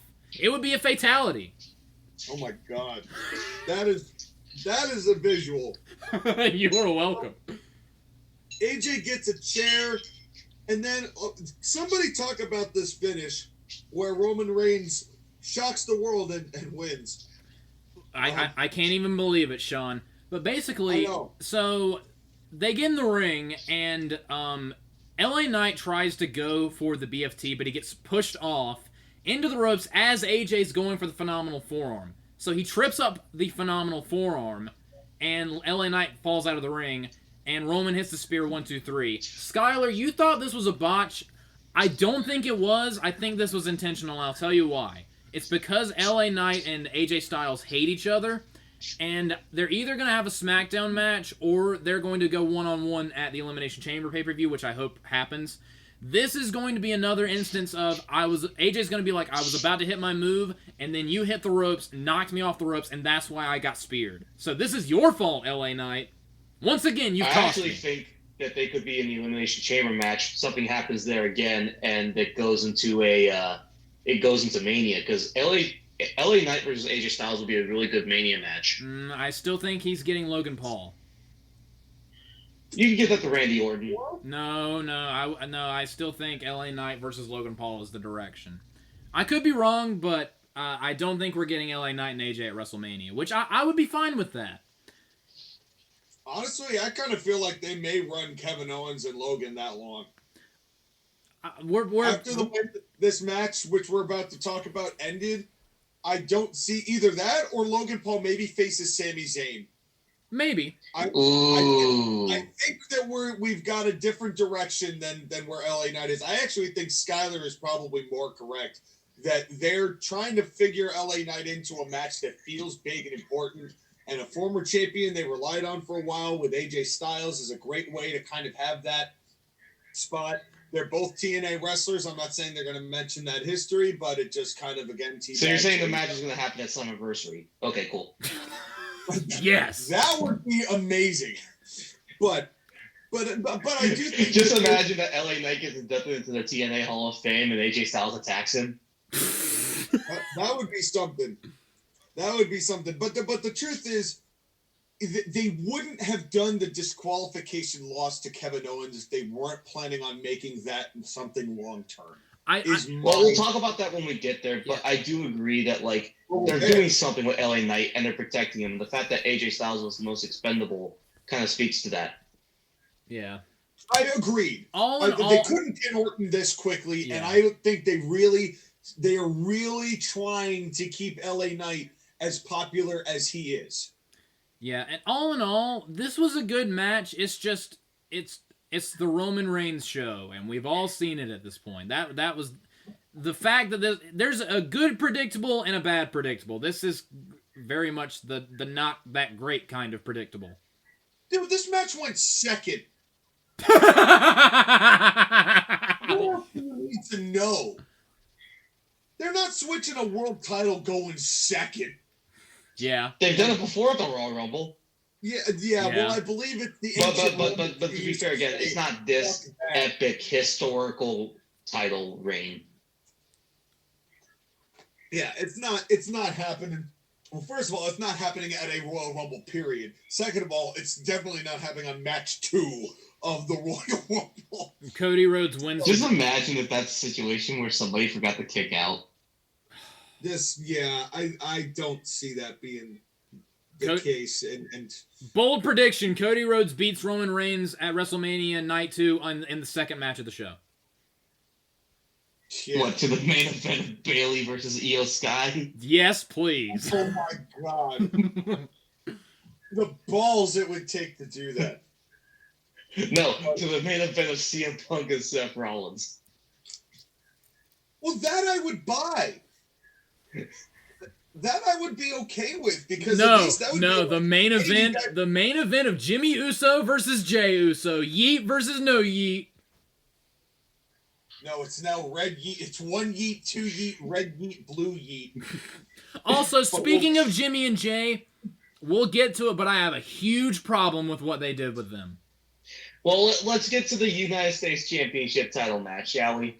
Yes. Yes, it is Kevin Owens, who is allegedly the cousin of Big Fat Jelly Roll, according to Michael Cole. Versus Logan. Okay, real quick. Who in the fuck? Who in the... Country music star. Country Allegedly. Country music star? Okay. So, terrible music aside, honestly, even with the finish, I thought this whole match was fantastic. I loved this match. I really enjoyed this, truth be told. I mean, wow. The singles match on the show was my favorite? Huh. I'm stunned, Sean. Like, I'm even more I'm more surprised at that than I am that Roman Reigns won. I know. It's amazing. But Logan Paul is such a natural heel. I think that the story of Owens basically saying, your kind ain't welcome around here, is hilariously funny, given, and they kind of acknowledged it about Kevin Owens also being in that atypical frame based on the fact that, to Cole's own words, he looks like Jelly Roll's cousin. Dude. How is Logan Paul this good? The way he was scientifically going after the hand. There was a part where he wrestled Kevin Owens down, going after the hand, and one thing that you are taught to do in amateur wrestling is when you're trying to do something, you don't let go. You maintain control. Like, you're not, like in wrestling, in pro wrestling, you see a lot of doing a move and then they separate. In amateur wrestling, you do not see a lot of releasing. Like, you are grabbing a hold of your opponent, and you're not letting your opponent go anywhere. Logan Paul held on to this hand for dear life and did not let go. That's one of my favorite things that Logan Paul does in all of his matches. He will do a move and maintain control and stay on top of them. God, Logan Paul is just so good at this. And the fact that, like, we haven't seen him work a body part yet. This was a test to see if he can do this type of match, and flying colors, he did it. His counter to the stunner, going after the hand. I don't know how many more times in my life I will ever be this erect. My God, it was masterful. I'm pretty sure Pete Dunne's out of a job now. Okay, I don't know if I'm going to go that far. I mean, he did the joint manipulation stuff that Pete Dunne does. Yeah, so, like, what's he there for now? You leave that man. He just got his name back, okay? And now you do him dirty like this. There is no argument. Well, anyway, Michael Cole screams, "The octopus! The octopus!" Tap out! Tap out! Did he actually say the tap out part? Literally, like, the Mag Nation takes over Rumble. It's like, this whole thing, it was just, the commentary was ridiculous. It sounded like people watching the WWE video game calling moves. It really did the whole night. It was weird, but I liked it. It was weird, but I liked it. It was freedom. It was freedom. We should all get adjusted to this kind of thing. Yes. But there were just a lot of fun stuff. Like, I really liked the package shoulder breaker that I think Kevin Owens did. Yep. I didn't quite understand why Kevin Owens was doing so many crotch chops. Because Triple H. Oh, come on. Look who's in charge. So? But Triple H, Sean. Based H. Yeah, listen. This was about fucking Tony Khan and stroking Triple H. 2 for 1 special. Fair enough. I mean, given the spot that we saw later on in the Rumble with CM Punk in a certain move, the amount of steel stair bumps, which there was one in this match too. Jesus. Skyler, you just turned into Tron. Are you okay, buddy? I was about to say he turned into Megatron right there. Wait, what? You became digitized once again. God damn it. A man of many gimmicks. Well, can you hear me now? Yes, I can hear you now. And we heard you before. You just were eaten by the Matrix. I guess that's what I get from mentioning Tony Khan. He sends the bots after me. Yeah, right. you become the bot. Skyler Greenberg. Skyler Greenbot. He is the one. Anyway. But yeah, like the fact that this was a stroking Triple H thing with the steel step bumps and the crotch shots and the pedigree that happened later. Yeah. Like, God. Pedigrees, plural. Multiple. But in any case, there was the one thing I really did like about this is when Logan Paul was on top and he's about to suplex Kevin Owens, and I guess Corey made a mention that nobody does that off the top. Logan does it to Kevin Owens. But it goes, hey, watch me do it right now. And then Kevin Owens, he's about to lift Kevin Owens forward, but instead we get that. I love this from Kevin Owens every time he's done it. Yeah. He does that suplex rotating brain buster. It's one of my favorite moves of his. It looks so nice. It looks so good. It's always been one of my favorite things he's done. And at this point, I said I've been watching more than I've been writing down. Yep. And anytime that happens, that tells me I've had a good time watching the match. And the fact that they made the goons, and here's something, this is something I will give them monstrous credit for. They finally, this is further proof somebody in WWE is listening to this podcast. I said, for the past few Logan Paul situations with the brass knucks, why in the hell is he using them if he's got this titanium screw in his hand? Mm-hmm. Logan Paul hits Kevin Owens in the face, goes to pin him, Kevin Owens kicks out, which then further necessitates extra metal. Yes, and real quick... Thank you! That is all I was asking for. Dude, not only that, this may be one of the best punches Logan Paul's ever... he clobbered Kevin Owens. And Kevin Owens sold it like a pro. Dude, this match fucking ruled. And this was... whoever this dude was that came out here for Logan Paul was high as fuck. Yes, and once again, the commentary just burying him deep beneath the earth was hysterical. Oh my god. Who is this fucking loser? Yeah. Get this dweeb out of here. Yeah, literally. Put antlers on him and get him the fuck out of here. It was so good. And then, Theory and Waller, I guess, are now part of Logan Paul's entourage. And so honestly, the brass knucks. Considering that they're both kind of dorky, they're perfect as his wingmen. Yes, they're dweebs with names, which I think is better dweebs than just anonymous dweebs. Yeah. And so... And this Austin finish. Theory goes to hit Logan Paul the brass knucks. He goes to hit Kevin Owens with it. Kevin counters. Kevin gets the brass knucks, wails on Logan Paul, gets him, goes for the cover, 1-2, and the referee sees the knucks on Kevin Owens' hand. This is the best way to blue ball the shit out of your audience. If you are going to do a disqualification, do this one. This is how you do it. Dude. Well, that's the thing, though, is that what was this? This was an Eddie finish. Yep. Well, kind of. But it was more of babyface getting overzealous in the name of getting vengeance, which is an old school wrestling gimmick. Yes. It's an old school finish. Dusty did this all the time. Jerry Jarrett did this all the time. Dude. This is an old school finish, and it worked like a charm. Dude, let me put it in perspective. Do you remember a couple of years, actually almost 10 years ago, Roadblock 2016, main event was Kevin Owens. It was, funnily enough, Kevin Owens defending the Universal title against Roman Reigns. How did that match end? With Chris Jericho giving Kevin Owens the code breaker for the DQ in the main event of the fucking show.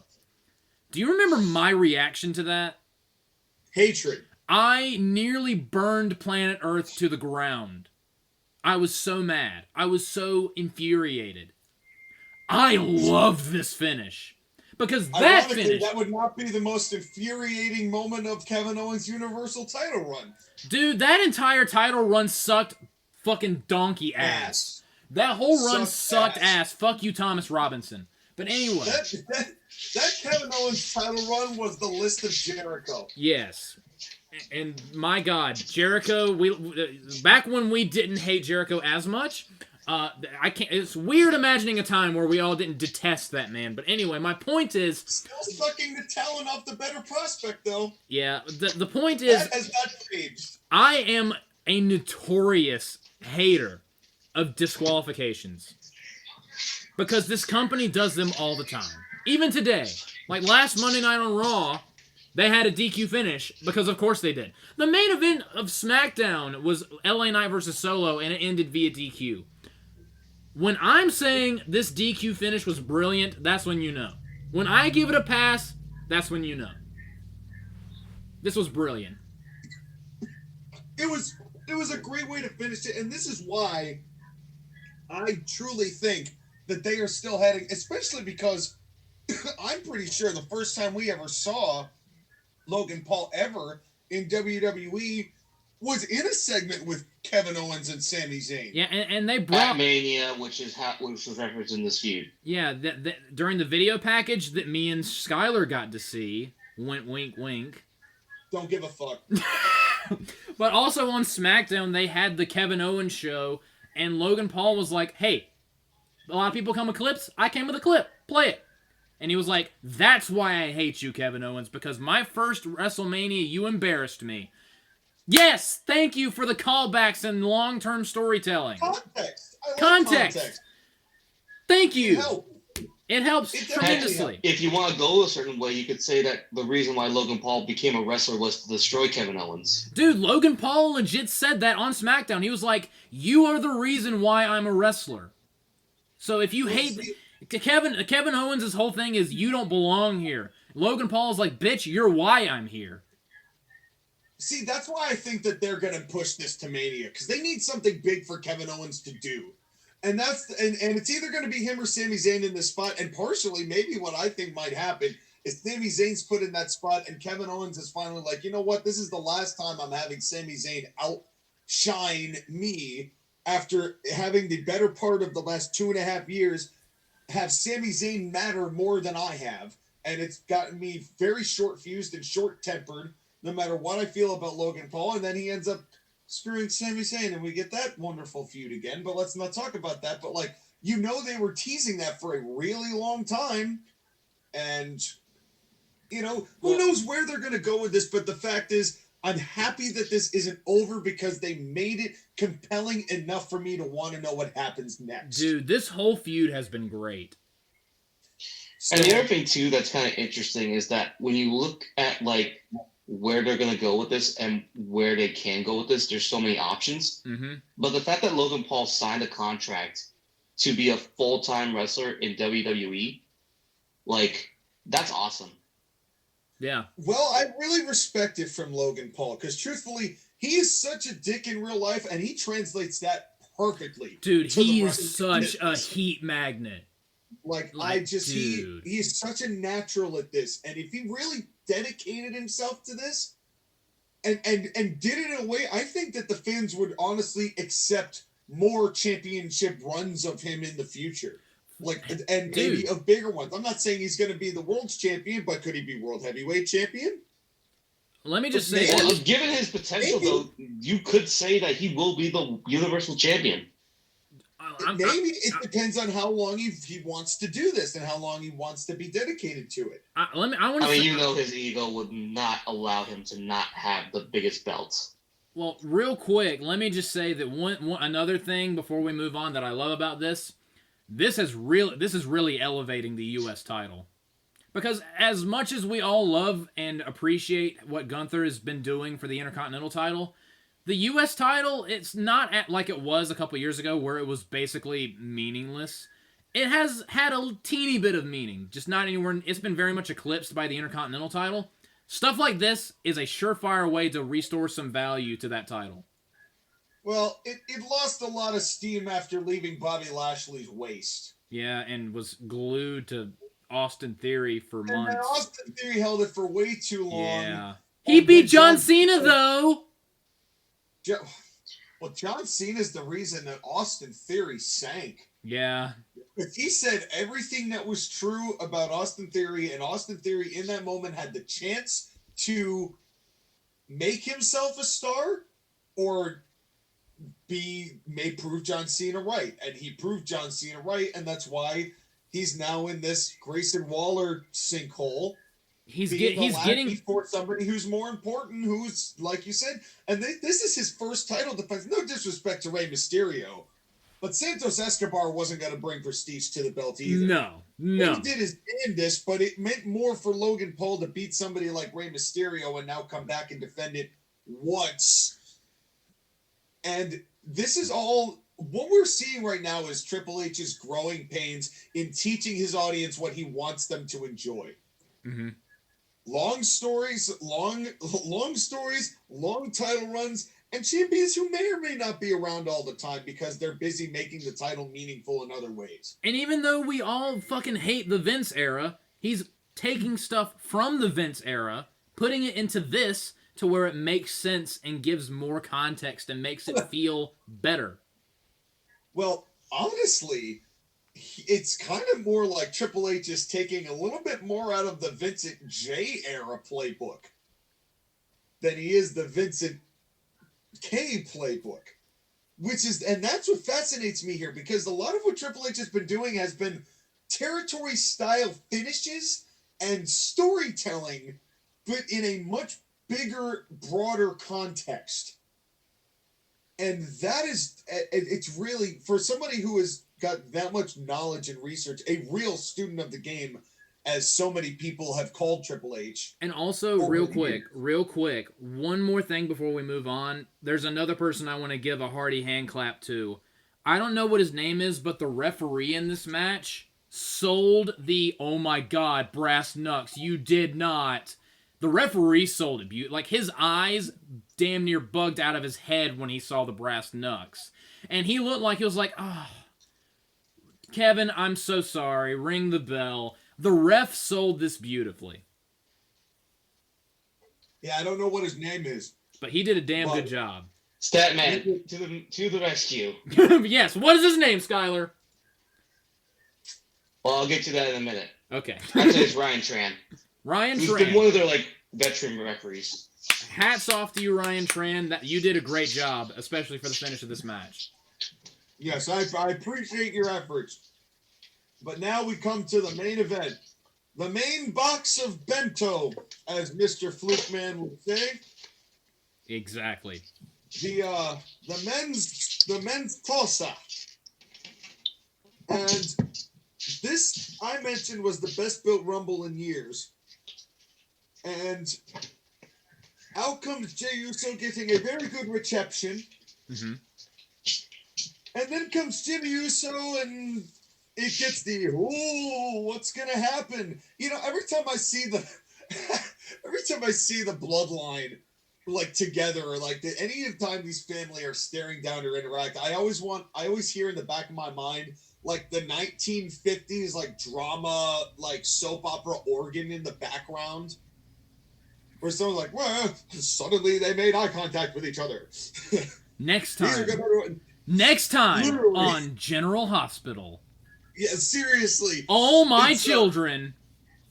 They milked this for way too long, but it's the bloodline. What do you expect? The milk line. Dude, and, we were talking about how I'm getting sick of and tired of R-Truth's goofy antics. They have ruined Jimmy Uso. Because, I watch Raw and SmackDown more than both of you. They have made Jimmy Uso the biggest fucking dork on planet Earth. And he was so Jimmy Uso dork throughout this match, to the point where we were all complaining about how stupid he was in kayfabe in this match. I don't care about Jey Uso versus Jimmy Uso anymore, because if you wanted me to care, you had to have taken care of Jimmy Uso from SummerSlam to now. Now, I could care less if they do the battle of the Usos. Yeet versus no Yeet. No, that's a no Yeet from me. I still like Jey Uso. I don't give a shit about Jimmy because he's a dork. Here's another part of this I'd like to make. But before we do that, I'm going to filibuster for a quick second as we do a track change. It's a track change. It's a track. Are we going to Iraq? Nay. Because we're riding a horse. And what does it say? Nay. But if her name is Aubrey Ed, then she's a referee. And now a track change. I want to take my horse to the old town road. Whatever, I can't do that shit. Gonna take my Aubrey to the old town road. Well, in any case, we're back here. She does kind of look like a horse. Well, a little bit. Well, but in any case, what I was about to say with Jimmy and Jay, the point that we're all forgetting is that nobody gave a shit to begin with. Roman Reigns versus Jey Uso, I would say, was the worst bloodline match ever. And it was just not fun. It took too long. It didn't get to point, and then Jimmy Uso betraying Jay was like oh, but we also know that they're gonna probably just milk this till WrestleMania, so we already knew that people didn't really care then. Well, they didn't care because it made no sense, because Jimmy Uso started the whole, hey, we should break away from Roman, and then he was the first one to break away, and then he went back for because reasons. And now that they could have saved it. Honestly, the first SmackDown where he was like, I was trying to keep you from becoming an asshole like Roman Reigns. I was like, okay, I can roll with that. And then they completely dropped that and turned Jimmy into a dork, and now the whole thing sucks now.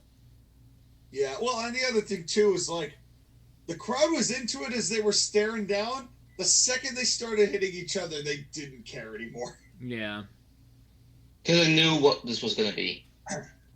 And honestly, them making, like, when Jay came out, I was like, I really hope that they don't make Jimmy number 2, because honestly, that would be so just, yep, this is a soap opera to like a lame degree.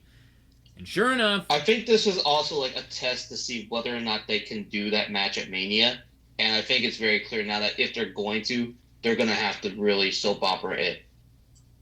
Well, I'm not gonna lie, if they do go with that match at WrestleMania, there is a decent chance that I might skip it. That it would be the skip. Yeah, that is definitely the someone else is on the card. Well, the way that it's shaping up right now, like that WrestleMania, if it goes the way that we think and hope it will, that's a stacked fucking show. But you know there's gonna be like a multi-women tag match somewhere. Maybe. Who knows? It's a new era. But here comes a surprise. Grayson Waller? Grayson Waller comes out, and I actually appreciated the promo he cut. Yeah, well... Oh, God, I thought you would hate this promo. I thought it was better than his usual stuff. I thought he was a little more freeform in his knocks. Because I honestly think that they just gave him, like, all right, just go out there and be a dick. And he was like, got it! Yeah, this felt a lot more... This was more loose than what I have heard out of him lately. Yeah. Everything he does always feels so canned, and this didn't. And it was like, that's the thing. If there's going to be more freedom like that down the pike, who knows? Maybe Grayson Waller will get over with me. Anyone has got the capability now. And the thing that we, how many years have we said that the problem has always been their inability to just be themselves? And it feels like that lid has been taken off the jar. Well, for most people. For most people. And another thing that helped, he got punched in the face and it ended. It didn't overstay its welcome. Nope. But one thing that did... Well, I shouldn't say that because it wasn't bad. Here comes Andrade again. It was good to see him, although... He peaked in NXT. Well, people were happy to see him. Yeah. I don't know what he was wearing, but people were happy to see him. And this was the fuck you Tony Khan counter number 3. Yep. Mr. I'm going to punch somebody and keep my job. And let's not forget, folks, Andrade punched Sammy Guevara in the face. Said, are you going to fire me if I punch him? And Tony overtly said no, so he punched him. And sent him home, and he took Tony's money and then eventually just left. Tony, you are so... We've said it a million times. You are so fucking dumb. You gave him the green light. But I did not want amigos. I won't lie to you. Yeah, me either. No, neither did anybody else. Like, I could feel the eye rolling. Yeah, that's not just from us. Not just from us, but from the crowd. Yeah. It was just, I feel like the people are sick of it too. I feel like the Eddie Guerrero tribute stuff all the time. Wait, no, you have to call it what it is. You coined this phrase, Sean. Edsturbation. The Edsturbation. Yep. I feel like we started talking about it, and then somebody in WWE heard it, and then everyone, and then all the fans just started realizing this, like, what are we even still doing this for? Like, we're approaching 20 years. We're approaching 20 years. Doing on the 20-year anniversary. And only Ray and Chavo, maybe. No, have Dominic be the only one to do it just to get heat. Yeah, or yeah. But don't let it be every lucha come lately. Yeah, like, honestly... Or Johnny come lucha, depending on your flavor. Honestly, Johnny come lucha is way funnier. But, honestly, nothing is going to get these luchadors under faster instead of over than just like, hey, remember other luchadors that you actually care about? Yeah. Stop associating them with Ray. Stop with the Edsturbation. You are harming these people more than helping them. Yeah, no doubt. And then, out comes Carmelo Hayes. And I gotta tell you something personally. I watch in Northeast Wrestling, who I mentioned quite a few times on this channel. I got to see a few matches from this man. His original name was Christian Casanova. He was green at the time, but you saw the potential was there. Mm-hmm. And I just want to say that I'm proud of this guy. Yeah, this guy went from high schools and really put the. He's another one kind of like Jordan Grace who really put the work in, and looks tremendous. And he's improved a lot. He's bulked up a lot from the time that I used to watch him. Dude, he's done a great job, and he looked right at home. Here at the Rumble. So good for him. I can't remember who he did it to or when, but he delivered the best code breaker I've seen in years. It looked really good. It was solid. And that, it was great to have him be here. And then in comes Nakamura.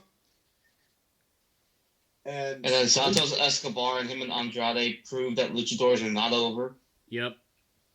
Well, they popped a lot more for Andrade than they did for Santos, even though Santos is a heel, but like at the same time, it's like, remember when Santos was supposed to be Andrade, who was supposed to be Rey Mysterio, who was supposed to be Alberto Del Rio, who was supposed to be Rey Mysterio, who was supposed to be Sin Cara, and you get my point. Yeah, it's a revolving door of Mexicans that no one cares about.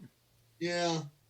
My favorite thing Santos has ever done is when Brock Lesnar last year fall-away slammed him out of the ring and he almost cracked his spine in half on the apron. That was amazing. I had no idea who he was. Yeah. When you can literally feel Brock going, well, that was a guy that existed. Yeah. Anyway, suplex time. That was a body.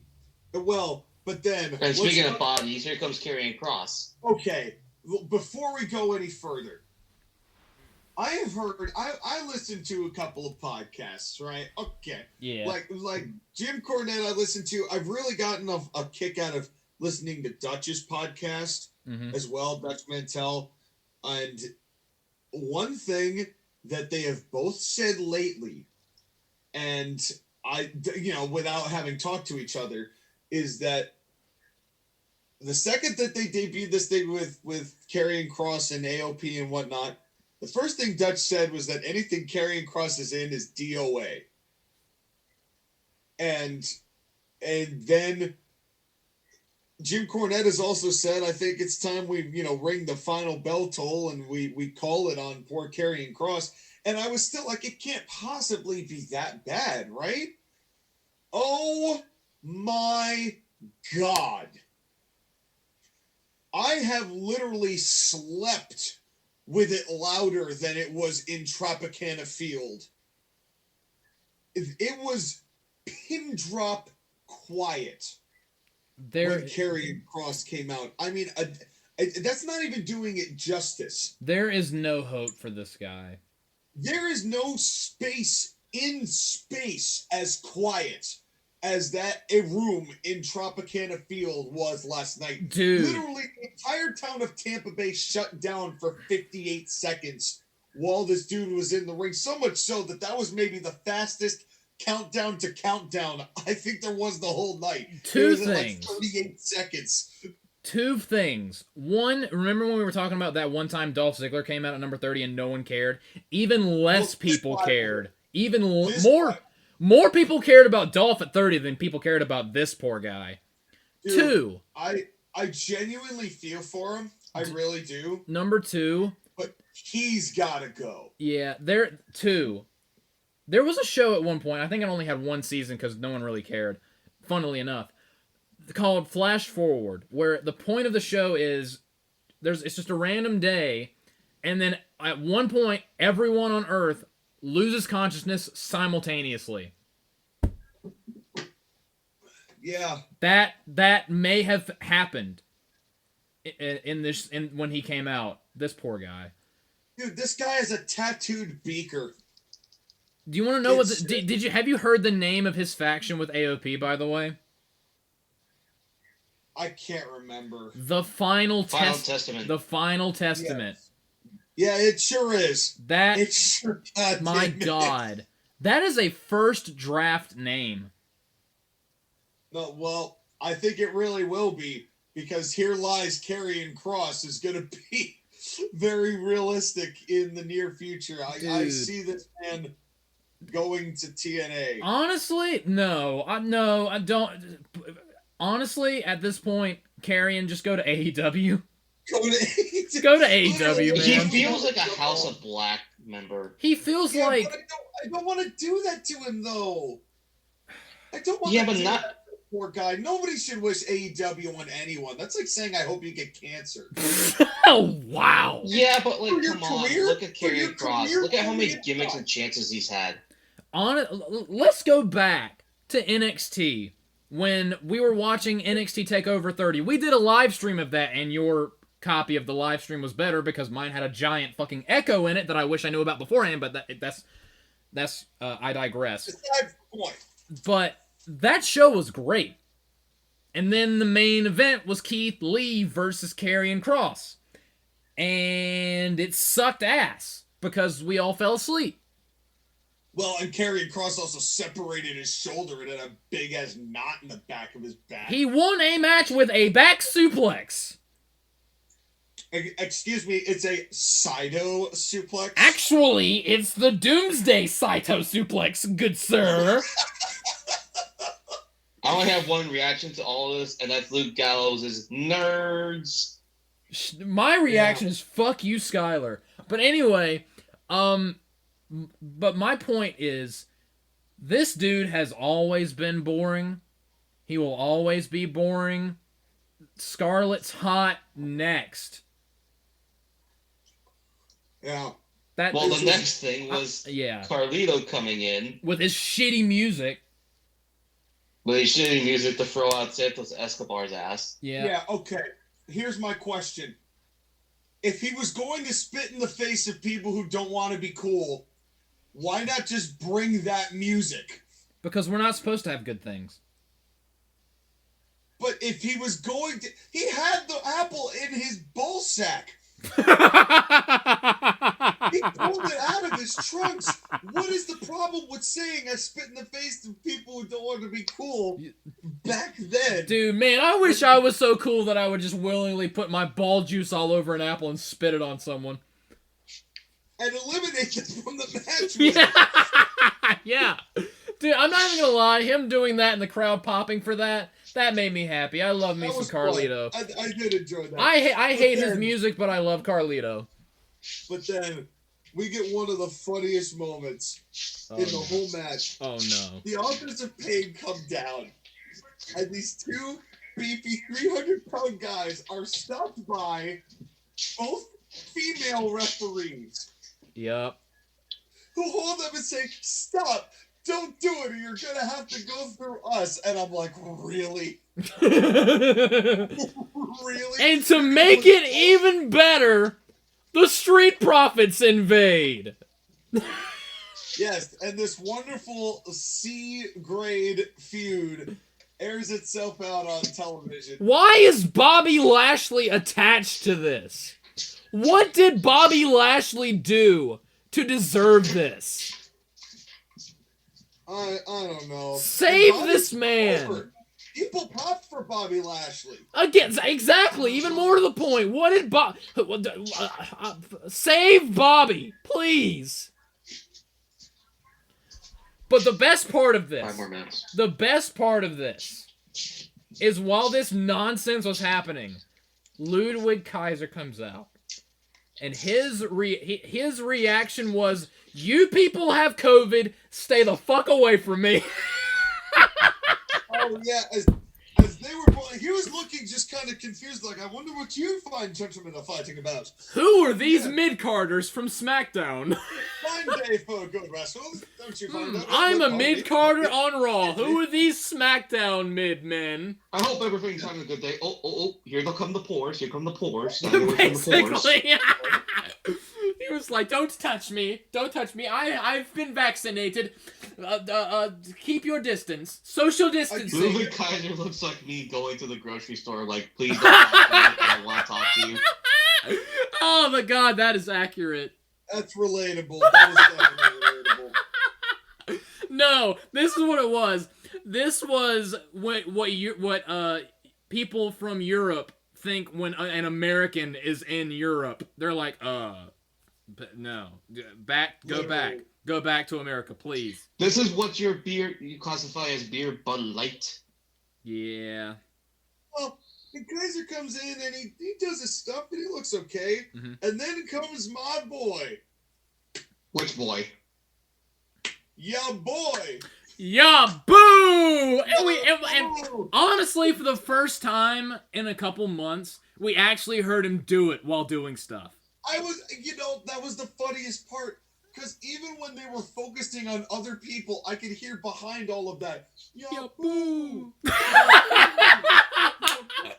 In the background, and it was killing me. Dude. I was laughing my ass off. He was screaming it, and it kills me every time. It's so good, Sean. I already liked Finn Balor, and he is cold as fuck right now, but I love this extra layer. Doesn't matter. This gimmick he's made for himself is so over with me right now. Yeah. I can't put him in the middle of, world title plans, but, it makes me happy to see him when I do see him. Yeah. I just want to do it. It's so funny. It's so funny. Oh, it's so good. It's so good. All right, question. Are we at the point where Jimmy Uso gets tossed out, or is that not yet? No, not yet. Okay, let me know when we get to that, because I have a point to make about that. Well, we have... Well, here's the thing, is that after Finn Balor comes Cody Rhodes. Okay. And it's like, he shoots life into this thing, because at this point, there was no life in this match. Honestly, yeah. Before we continue, I got to back up real quickly, because one of the things that was wild about this match, I mentioned this in the chat. So Karrion Kross comes out and literally sucks the universe out of the room. literally buries the whole room, comes in silently. After that 34 seconds has passed, the next entrant is Dominic Mysterio, and it's literally like the entire room was brought right back into the building. It's like it's like in that part of Spaceballs when they've got the Mega Maid that's taking the air from the planet, and it goes from suck to blow, and it just gives all the air back to the planet. That's literally what happened. That crowd woke right back up to boo the shit out of Dominic Mysterio. It was like someone pissed off a corpse. It was amazing. I'm like, damn, Dom, that is skill. Dude. To be that loathed. That is skill. Yeah. Now, is it genuine heat, or is it like, let's boo this guy for fun heat? Who cares? It's at this level, at least he's getting a reaction. Yeah. Get the reaction we can. But anyway, we move on. So Cody's in here, and then he really did. Although I will say he probably should not have hucked the weight belt into the audience. Yeah. But that's what Cody Rhodes always does with his weight belt. He gives it to them. He doesn't throw it to the weight belt. This dude. He did it last year's Rumble. And he nearly killed someone then. Do you remember several years ago when Brock Lesnar was tearing apart a car and almost decapitated a child with a car door? Do you remember that? Cody Rhodes is one day at a Royal Rumble going to decapitate a child with that belt. Well, he better stop winning them. Well, he hucked that, but then Kofi comes in and just gets eliminated and Good. doesn't do anything. Good. I honestly, I detest. I like Kofi, but I detest him at Royal Rumbles because of this stupid gimmick that he's hopefully not doing anymore. He didn't do it. Exactly. Good. Don't ever do it again. Never do it again. Yep. Well, and then in came another intriguing individual, Gunther at 18. Mm-hmm. And this was fun. You know, Gunther just slapping everybody was terrific. And then we get a surprising entry. Then we get somebody interesting. What, Ivar? Well, to be fair, I wish they just called him Warbeard Hansen. You know, the dude. I've always thought the dude was talented, but the turkey leg thing just killed him for me. And if you want to see, to hang with everybody, he's just got a crap gimmick. And if you want to see Sean give up on this man in real time, there is a live stream in the Court Martial podcast catalog called "I Watch Backlash for 1 hour." Go watch That's it. as long as I made it. If you want to see the epitome of a man being defeated, go watch it. Gradually. Yes.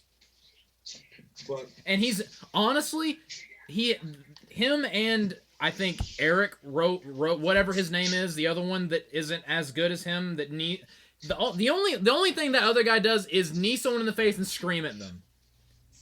They have not been the same since that. And it's been years now. Well, But yeah, let's talk about the actually intriguing person at 20. that would be Bronathan Breaker. This dude. I am so glad this spot went to him. Yes. He was He deserves obliterating this people. spot so much. I think I might I'm getting close to having a new favorite spear. Yeah. Like, Yeah, he is so good. like, And the way that he looks and just tosses people around like it's nothing. dude, like he might be in trouble with John Cena because he is absolutely taking one of his 3 favorite words, hustle. This dude embodies, I'm gonna just explode and demolish someone. He runs so fast. Yeah. It reminds me of when the Steiners were young. You know, it reminds me of his dad and uncle. And I mean, you holler if you hear him, right? Yeah. well, that was the best part. I got to make a second Scott Steiner reference on this night. Yeah. That's a joy. And Scott Steiner was in TNA, and that means fuck you, Tony Khan, indirectly. So I'm counting. And the odds of Sean being able to do that, I'm pretty sure there's a 30-second and a third chance of being able to do that twice on one show. Well, I think there's a Especially at Sacrifice. Yeah. Senior Joe. Yeah, especially at Sacrifice. Well, then our integrity was sacrificed because here comes Omos. He's fat! Actually, he's tall! He's tall! Anyway. Okay, this is where this match took a bit of a nosedive for me. Just... Because from this point, all the way up until probably up until maybe when The Miz showed up. No, it's when Punk shows up. It was... We had some bits in here that, like, I think, it's just, there was a point when this really just downturned. I really think I didn't hate when The Miz showed up, but I think that the R-Truth stuff was just lame. Well, hold on. Before we get that, we get Omos, who does his Omos thing. And then comes Pat McAfee. Well, before we get to Pat, Omos is the most useless giant. They've done nothing but beat him. Over and over. This is his thing.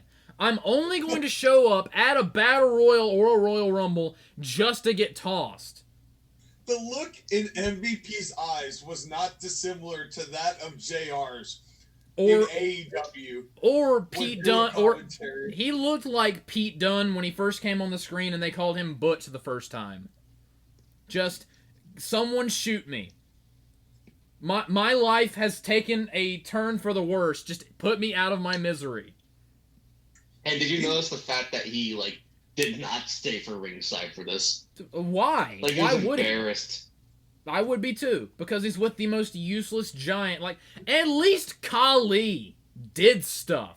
He sucked, but at least he did stuff. Omos does nothing. Yeah. Except make us groan. Effectively. Well, and then JD McDonough. Here's the thing. This is where the fucking dungarees over here really fucked this up. Because Braun Breaker eliminates Omos and they barely get it on camera. Yep. As JD's coming down. And then Dominic eliminates Braun and they did miss most of that. Yep. And they had to go back and reshoot it to kind of show that what had happened. But JD McDonough, his goddamn... He looks like the jelly beans you have to collect in the Shrek 2 video game.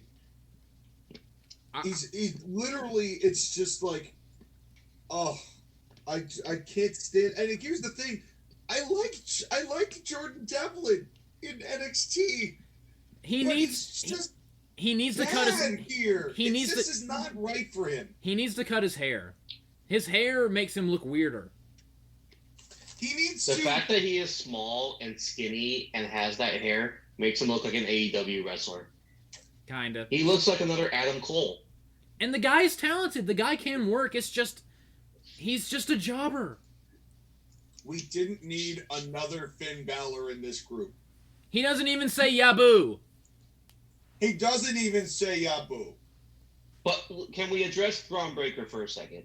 In this performance, he had an absolutely fantastic performance. He eliminated Jimmy Uso, which was a pretty big deal, I guess. Speaking of that, we have one of my least favorite things about this Royal Rumble, and one of the reasons why I'm probably going to skip Jimmy versus Jay if they do it.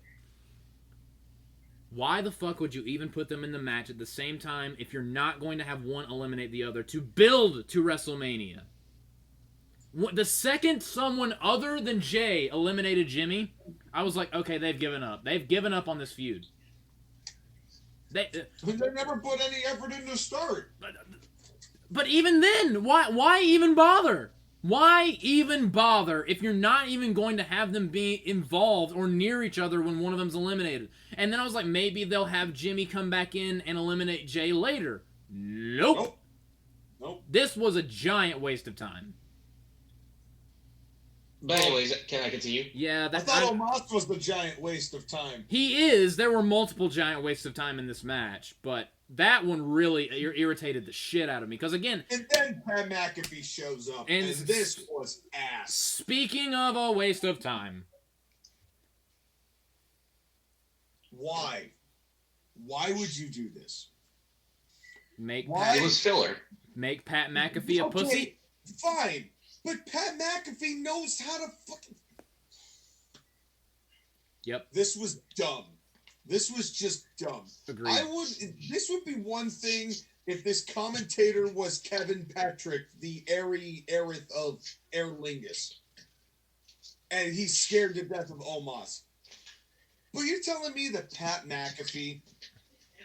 You're telling me Pat McAfee, the guy who fought Vince McMahon at WrestleMania? Don't remind me. Back when Vince looked like a decaying Muppet. But you're telling me that Pat McAfee, one of the biggest celebrity wrestling deals in WWE, is afraid of Omos so much so that he's just going to waste everybody's time and eliminate himself from the Rumble so Cole can mark out that he still has the longest commentator record. I'll tell you what sucked. I'll tell you what annoyed me the most about this and made it even more painful. Not the fact that he eliminated himself.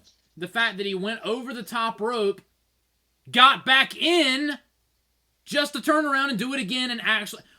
Just get out of the ring if you're going to do it. Don't back and forth and then do it. The fact that they milked it and dragged this out, that made it suck so much worse. Ass. Total ass. This was ass. And all I wanted to see was massive balls. Okay, can I continue before we, shit on everything else? Yes.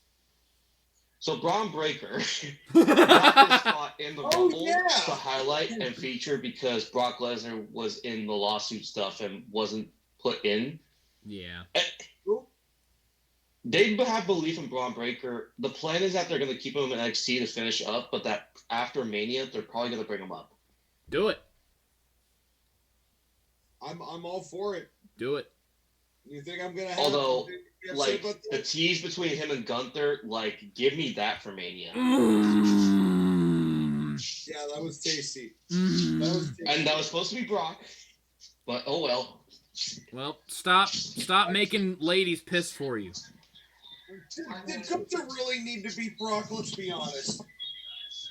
Yeah. Would Brock not have just beaten Gunther? Probably. Depends on if the IC title would have been on the line. Of course it would have been. It's WrestleMania. Well, It's one of the only things Brock hadn't won. Well, we're not gonna know now. Thank Christ. Because I care about Miz's massive balls. I don't. Well, This gimmick. Before we get to Miz, we got to talk about the first part of that. Because in comes R-Truth to the pop that he thought he was going to get at the women's match. He runs down, he goes, this is the right one. This one is the right one. And that did make me laugh. He's just like, wait, I got it this time. Yeah, I got it. I've learned. I got it. And he gets it. And he tries to tag in, and everyone thought it was funny, going to show the collective IQ of wrestling fans sometimes. Yes. I mean, I did get... You almost couldn't help but smile, because it was stupid, but it was... okay. Okay, I'll tell you why it gets a pass from me, because I thought it was mildly amusing. Because the thing was... It was mildly amusing. Good way to put it. Dominic so badly wanted... Like, he was getting beat up. Dominic, again, is the chicken shit heel. He wanted someone to come in and help him. And he was like, R-Truth, get in here! But R-Truth is practically mentally disabled. So Dominic was like, fuck it. Fine, I'll tag you in if you help me. The pure desperation of Dominic reducing himself to R-Truth's delusion just so he can get some help, that's what made it funny. And the fact that the commentator sold is like, we have gotten a hot tag at the Royal Rumble. This was, oh my God, this was an this was an E-Fed show. Yes, honestly, yeah. It really was. My God. It really was. We have more of an influence on them than even we suspected. I think you might be right about that, but in comes Sugar Daddy Damien. And here's my thing, guys. We were mentioning this before. I'm going to say it again. I really do believe that they have missed their cash-in window on Damian Priest. Yep. It should have happened in the fall when they were tempted to do it at, I don't think it was Survivor Series. Maybe it was. But when they were going to do it then, and Seth still found a way to win with the shot onto the briefcase. I think that maybe that was the match against Balor. Yeah, it was Balor at SummerSlam. Yeah, well, okay. They missed. The point is, they've done so much cucking of Damian Priest in this cash-in stuff that it's now at the point where, with the amount of stars that are in WWE right now, that ship is gone. I'll tell you It's going to be really hard to break that glass ceiling and make yourself equated to that level at this stage of the game. I'll tell you exactly when they really were like, all right, now we... What really hurt it was a couple Raws ago when he could have cashed in, but Drew McIntyre stopped him when he was having the match with Seth Rollins. And Seth won, but he was still hurt, and Damian was there, and he was like, I'm just not going to cash in because the show's going off the air. It was so stupid that it became a part of the storyline of Drew McIntyre referring to that idiot Damian Priest. Yeah. It became a part of, like, Damian's so dumb, kayfabe-wise, that it's now part of the story. That really hurt him. Yeah. That and, like, why would you put yourself in the Royal Rumble when you already have Money in the Bank? Why would you not cash in on Monday Night Raw when Seth Rollins is literally standing there with a knee injury? Yup, that also didn't help.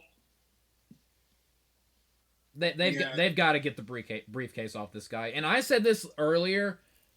At this point, especially since I might just be saying this because of the now, since they have so much other stuff going on, and it's just such an afterthought. I'm not saying get rid of it forever, but stop doing Money in the Bank for at least 3 to 5 years. Well, I think, we were saying, out of the realm of possible, the changes that Triple H is going to make. I think that probably in 5 years' time, we will not have a gimmick-themed pay-per-view left on the card. Besides the Rumble. And maybe yeah. And maybe Chamber. And yeah. But I think that, Survivor Series just for the legacy of it. Yeah. But, but in its different form now. Yeah. Especially the B pay-per-views. Like, the B pay-per-view stuff is going to go away.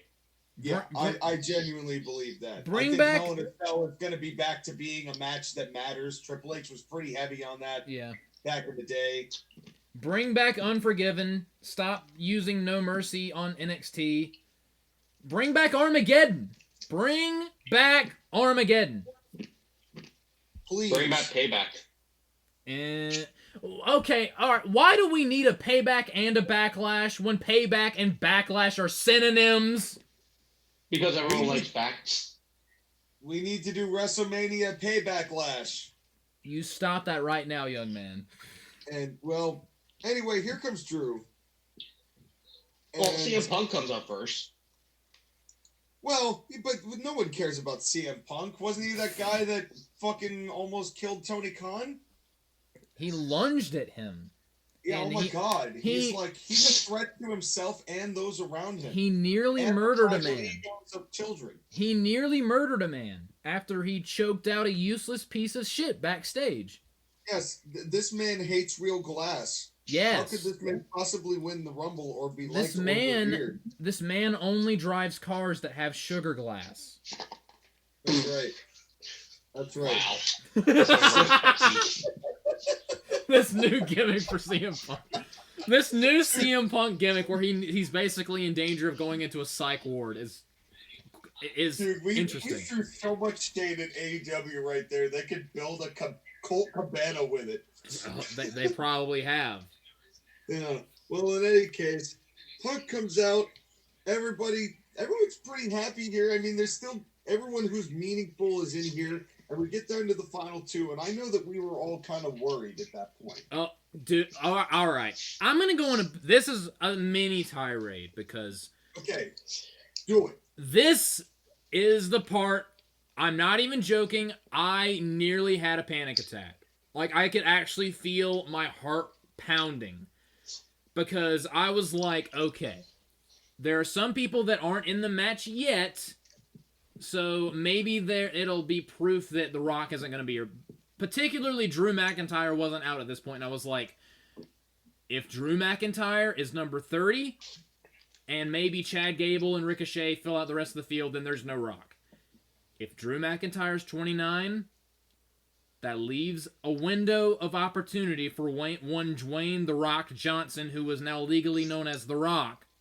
Just his first name is and his last name is Rock. He has no middle name. When Drew McIntyre came out at number 29, I felt just an impending sense of doom. I literally was like, fuck. And I put my head in my hands and I was looking at the screen through my fingers, going, no, no, no. For a minute and 30 seconds, I was nearly on the edge, the precipice of a panic attack. But then I was like, oh wait. Sami Zayn. And when the 10 count showed up on the screen, I was screaming, Sami Zayn, trying to will it into existence. And then the buzzer hit, my heart sank, and Sami Zayn's music hit, and I was like, I have not felt this sense of relief in a long ass time. But here's my problem.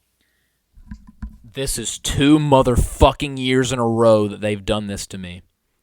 Last year... Especially because, 2022, they did it with Brock at 30, and it was like, oh, Brock's winning. Well, and then he did. Honestly, I didn't really get that bothered by the 2022 Rumble because that whole thing sucked ass from top to bottom, and then Brock won, which made it suck even harder.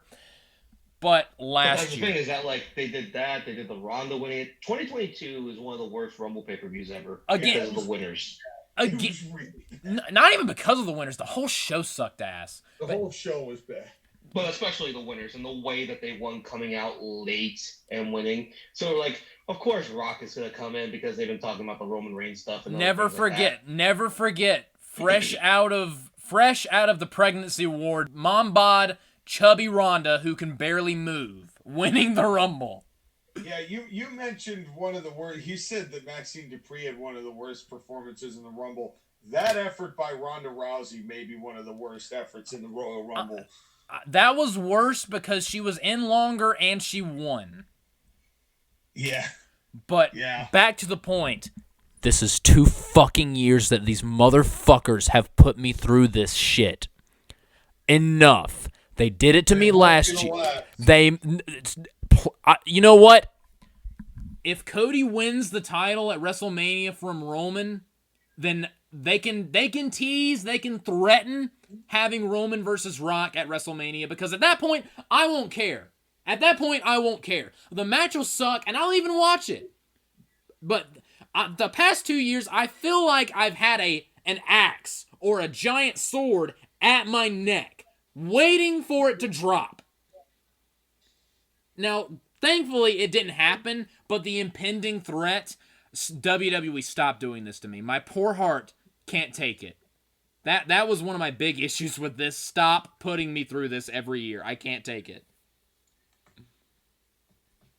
But it was just Sami Zayn. Yeah. And he was happy to hear Sami. Yeah. Oh, trust me, I was happy to see him, all right.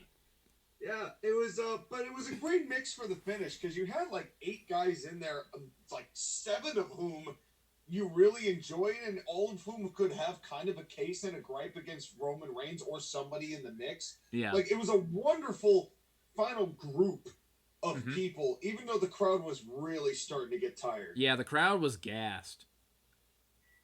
Like, they were trying, to their credit, they were trying to stay up and invigorated, but it was a tough proposition for them.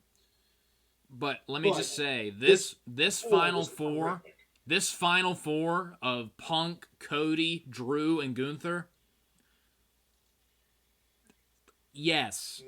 Just yes. More yes. Chef kiss. This was a better Fatal 4-Way than the Fatal 4-Way match. Yeah. Especially because one of my favorite parts, Drew McIntyre and Gunther were like, I can chop harder than you can. No, you can't. Yes, I can. And they proceeded to just try to disintegrate the sternums of both Cody and Punk. These I'm not gonna lie, chops. it was funny during this Final Four that it looked like there were 2 separate matches happening at the same time. Yeah, but my Which God. was great. Which was what made it better than the previous 4-Way. But my God. Yeah. And let me tell you something. In my opinion, Drew McIntyre had the louder and better chops. He I'd agree. demolished CM Punk with these chops. My God. Yeah.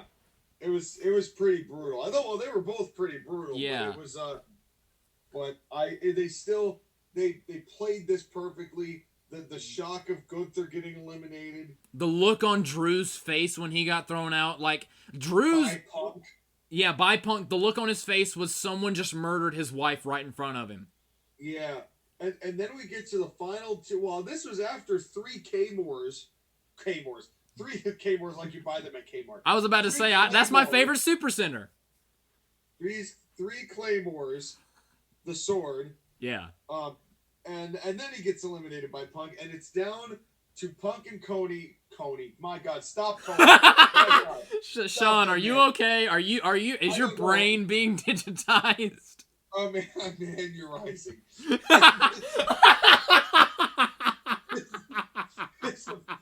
This is the fuck you, Tony Khan counter 4. You know what? I'll help you get the layup on this one. I'll take the pass and score the goal. This was the ultimate fuck you, Tony Khan moment of the night. because we had CM Punk and Roman. Now it's my turn to have an aneurysm. CM Punk and Cody Rhodes having a match in WWE and not only that, this right here is better than anything they could have done in AEW. Yes. This was the fuck you Tony Khan show, and I am here for it. But when you think about it, how depressing is it that with all the potential that Tony Khan had when he started, with all the potential of these two guys that he had in his employ at one point at the same time, even though it was a small window, but with both of these two guys, to think what even a halfway competent booker might have been able to get out of these two individuals. And this was just demonstrative that they're barely doing anything with these two guys, and they are doing buckets. They are literally slam dunking. They are Shaquille O'Neal slam dunking, destroying the net with talent that Tony Khan should have been able to use to create a halfway decent alternative. But couldn't because he's an absolute moron. Dude. The biggest match in AEW's history is happening in the Royal Rumble. Exactly. Literally.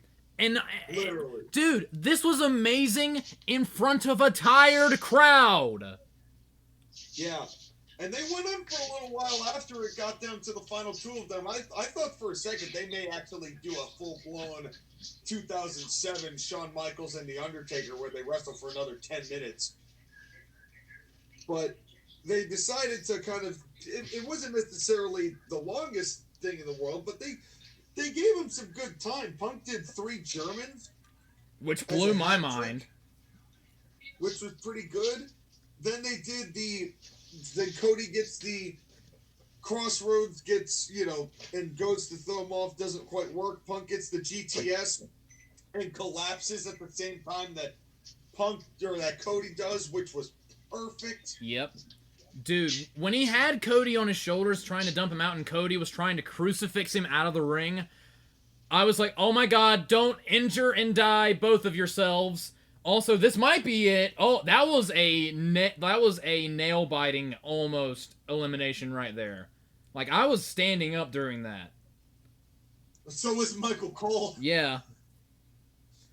And, it was just really surreal to see it. And the finish of the whole thing, with Cody finally getting the last toss over and beating Punk, which I did not expect at all. Me either. Because I genuinely did not think they were ever going to have consecutive Rumble winners ever again. Me either. I thought... I was hoping that Cody would win, but I was like, Punk's totally winning this. And every time, when Cody hit the Crossroads, the second he hit it, I was like, yep, Punk's winning. Because they usually hit the finishing move and try to throw him out. The winner counters and throws him out. I thought that's what was about to happen. But I will say I laughed when Punk did the pedigree, looked over and said, "Can you believe I just did that shit?" Yeah. That popped me. That made me laugh. Yeah. I mean, again, Triple H was getting himself off too. Yeah. And then Punk goes, "I'm not losing. I didn't stay away for 10 years just to come back and lose to Dusty's kid." And Cody was like, "What'd you say, motherfucker?" Throws him out. And I took that personally. I took that personally. That was great. What a finish. And it was tremendous. And it was and the crowd popped. Yes. As tired as they were, they popped because none of them thought Cody was winning this either. Yeah. I think that and this is where, people are whining, "Oh, of course Cody won it." Fuck you. None of you knew that Cody was winning this. And honestly, not all of you that are whining, fuck you. Honestly. This was the correct decision. Well, but I will say this too. Besides the fact that most of the IWC has TikTok brain now, so they have no attention span whatsoever, which is why so many of them flock to AEW. Yeah. That's not a coincidence, by the way. Yeah. But the thing is this, it is kind of a sign though that so many people are bored with Cody Rhodes, and this was the risk WWE took by not just pulling the trigger last year. Well, one point that I have made, and I was thinking about, and I've talked to people on different social media platforms about this. If you're annoyed that Cody won, there's one person you can blame. Vince McMahon. Yep. Vince is the reason why we're doing this all over again, because he fucked it up last year. Dude, I made an entire podcast before last year's Royal Rumble detailing exactly how it should have gone last year. And they did everything I said they should do. The planet, it was the right person, the right story, at the right place at the right time, and they did it perfectly until they got to the fucking finish line and they fumbled. This is a consequence of Vince McMahon doing what he did to us last year. One final time, yes. Yes. So if you're mad, get mad at Vince. Blame him. Yeah. But this is why I am saying this whole show it wasn't just the fuck AEW show, it was a necessary course correction. Not only a necessary course correction, but also a thing of, like, they were walking a very fine line. Yes, they could have Punk win it, and then he could go on to, I don't know, like, win a match, I guess. Have Cody win, like, the Chamber or whatever. But it wouldn't have had the same impact. Mm-hmm, exactly. He just wouldn't. Correct.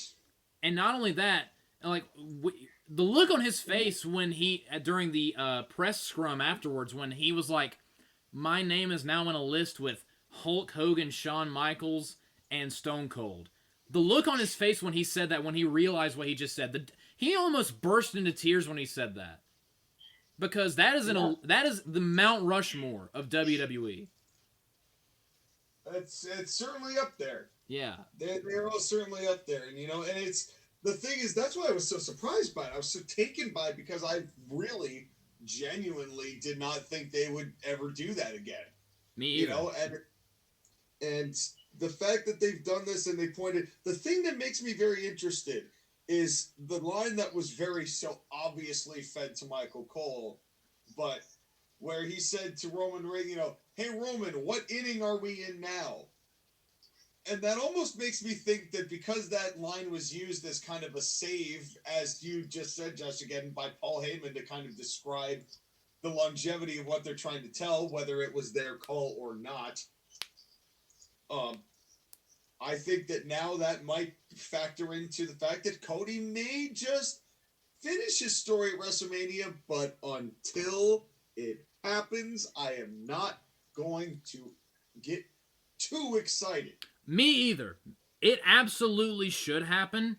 It needs to happen. It is what it is supposed to happen. Agreed. But I am. I'm still going to trust the process. There is a phrase. There is a phrase. Not trust the process. I'm going to use a different phrase. I'll believe it when I see it. Yeah. And but yeah, the beauty of it is that we get the choice of, like, who's he going to pick, and all doubt was removed when Cody pointed at Roman and said, fuck you. I loved that. I loved, for one... Oh, we never mentioned this. We never mentioned this, by the way. Some additions to the Rumble format, adding clocks to people that are still in the match and saying how long they've been in there. That's genius. Why haven't they... On one hand, it's genius. Why, on the other hand, why is it taking them to 2024 to start doing this? That's another fuck you to AEW and their sports-based presentation. Also, another thing that they did that I really like was they had both world champions in the skyboxes to further add to the stakes of this match. And honestly, when the fact that Cody started pointing at one of the skyboxes, you immediately knew who he was pointing at, and their little stare down was money. That was the money shot. Oh, no doubt. And to see, those are unique and new shots that they're trying to take. I think we're in for some very interesting looking television from WWE going forward. But let's get to ratings. Exactly. All weekend. And then we're going to get the cluck out of here. Yeah. So let's start with Skyler. What did you rate Royal Rumble 24? I wasn't ready. Well, get ready. Get set. Go. Sorry, I was eating a chicken wing. I got hungry. Well, I said we need to get the cluck out of here. Yeah, now I have to eat the cluck. Again, this was a very good show. This was very well done. This was one of the best hyped Rumbles, at least the men's Rumble, that's happened in a long time with intricate storytelling and intricate things happening. Like, I'm not used to this type of build from WWE. Having said that, though, the matches didn't deliver in quality. While we have nice things to say about both Rumbles, neither of them really stood out as, like, one of the best Rumbles of all time, like last year's did. I won't even sure if I can call them good Rumbles. We didn't get that many returns, like, in the fantastical area. Like, we didn't get Sasha Banks. I'm assuming she's going to AEW, which is, like, good for her or whatever. Good luck. R.I.P. Have fun with that. But, like, we didn't get Sasha Banks. We didn't get Okada. We didn't get any of the fantastical people that could have arrived. It is what it is. I'm curious to see where they're going because they have the chamber next, and who they put in that chamber is really going to determine who's going to wrestle in what matches in Mania. But we know one of them, it's Cody versus Roman, and there's no way. We said it last year, and then we were surprised, but there's no way they cannot do Cody winning at the Rumble and then going on to Mania and finishing his story. So let's hope that they have learned from that mistake and realize that they can't prolong Roman's title reign any longer. If we get another... Sean, you're still right. They should have pulled the trigger last year, and they jumped the shark. Now, hopefully they can go past the shark and not jump it this time. If we get With another that in mind, fucking year of Roman, I'm giving the Rumble a 6. It was a good show, but there wasn't anything that made me go especially like, this is show of the year stuff. It was just a good show. If we get another fucking year of Roman as champion, I'm gonna fucking cry. Well, why don't you rate this show while the tears begin to welt in your eyes? All right, Dusty. What are you implying, Sean? That you think that Roman's gonna win? Like we said earlier, we'll believe it when we see it. Or you think that Rock is gonna show up in the middle and help out Roman? Oh, Roman turns heel and helps Roman retain. Rock turns heel. Rock turns heel and helps Roman retain. Oh my god. I would rate that WrestleMania night to a negative something out of 10. That is worst case scenario right there. But anyway, back to I don't think it's happening. my thoughts on the Royal Rumble. I've basically given my opinion of this entire show, like over the past 3 hours, and the Spark Notes version. This show was fine. I think that the people who think this is the worst Rumble ever needs to get their head examined and should stop sniffing paint or whatever they're on, or maybe, I don't know, grow a brain, get off TikTok for 5 seconds. This show was okay. There was nothing blow away. It was entirely predictable. But what mattered more than anything, honestly, this was a 5 out of 10 show, but the people that won and the things that mattered, that went through, the results we got and the direction they're going, is, like I said, the course correction that they needed. And that adds, I was going to say that adds 2 points, but I'm going to give them 1.5 points. So, because this show wasn't the greatest thing ever, and it did kind of fall a little bit, it faltered a little bit as far as the high expectations we had. This was overhype, under-deliver. But they still went in the correct direction, so I'm going to give this show a 6.5 out of 10. It was a good show, not as good as I wanted it to be, but at least they're going in the correct direction. Yeah, and I'll basically round out by agreeing with both of you. I mean, it was... Nothing floored me on this show, but it got the point across for the things that they needed to get across. The finishes were good, and truth be told, I would rather have a billion shows like this where the finishes were good and it gets the point across rather than a whole bunch of other nonsense or great quality matches where the finishes suck ass and we can't take anything of value away from it, and neither can the wrestlers. You know, give me this show over anything produced by Tony Khan. And the fact that this show was a gigantic suck my gigantic dick to AEW show brings me joy. Same. But I am inclined to agree with both of you that this was an okay show. This is not a bad criticism or a bad rating by any means. Like, I don't want to express discontent, because I don't really think there was any. It just wasn't rock your socks off the way that it had been billed. But that's it. All in all, I would rather them have great hype and okay shows rather than crap hype and good and terrific shows. I'd like to have great hype and great shows, but listen, we're in new territory, so I'm willing to concede some points here. But I rated it initially a 6, but because you two gave me a window, I'm gonna just go ahead and slide my way right into the 6.25 realm.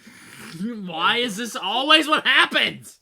Right in between you, and don't ask me to break down the ratings. I mean, just like Dave Meltzer, 6.25 is basically just 6.5. It's basically just 10. It's basically it's a 10-star. It's like the same thing. Sean, I'm gonna slap you. Well, thankfully, while I am as long-winded as Dave Meltzer, thankfully I'm not as beat around the bush as Dave Meltzer. You are infinitely more coherent than... If I banged 2 rocks together and started throwing them at a mute, that would be more coherent than Dave Meltzer. Yeah, that's the point we're at, but that's why he and Tony Khan get along so well. But we'll have to talk about them never. But we'll talk about WWE another time.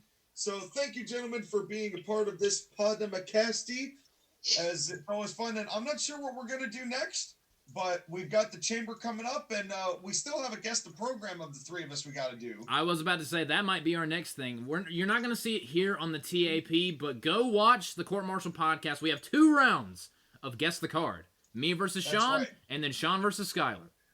That's right, and now we'll figure out some way to triangulate, make a 3-way, and... Oh, are you saying we're going to have a triple threat match? Well, it beats the alternative of one of us having shit on their top of their head at the end of it. But with that being said, let's mercifully end this podcast. We'll be right back right after this lawsuit. We'll be right Baraka after these short messages. Thank you guys so much for watching. We've been going 3 hours, 4.5 if you count the... We're done. Bye. Fuck you, Tony Khan.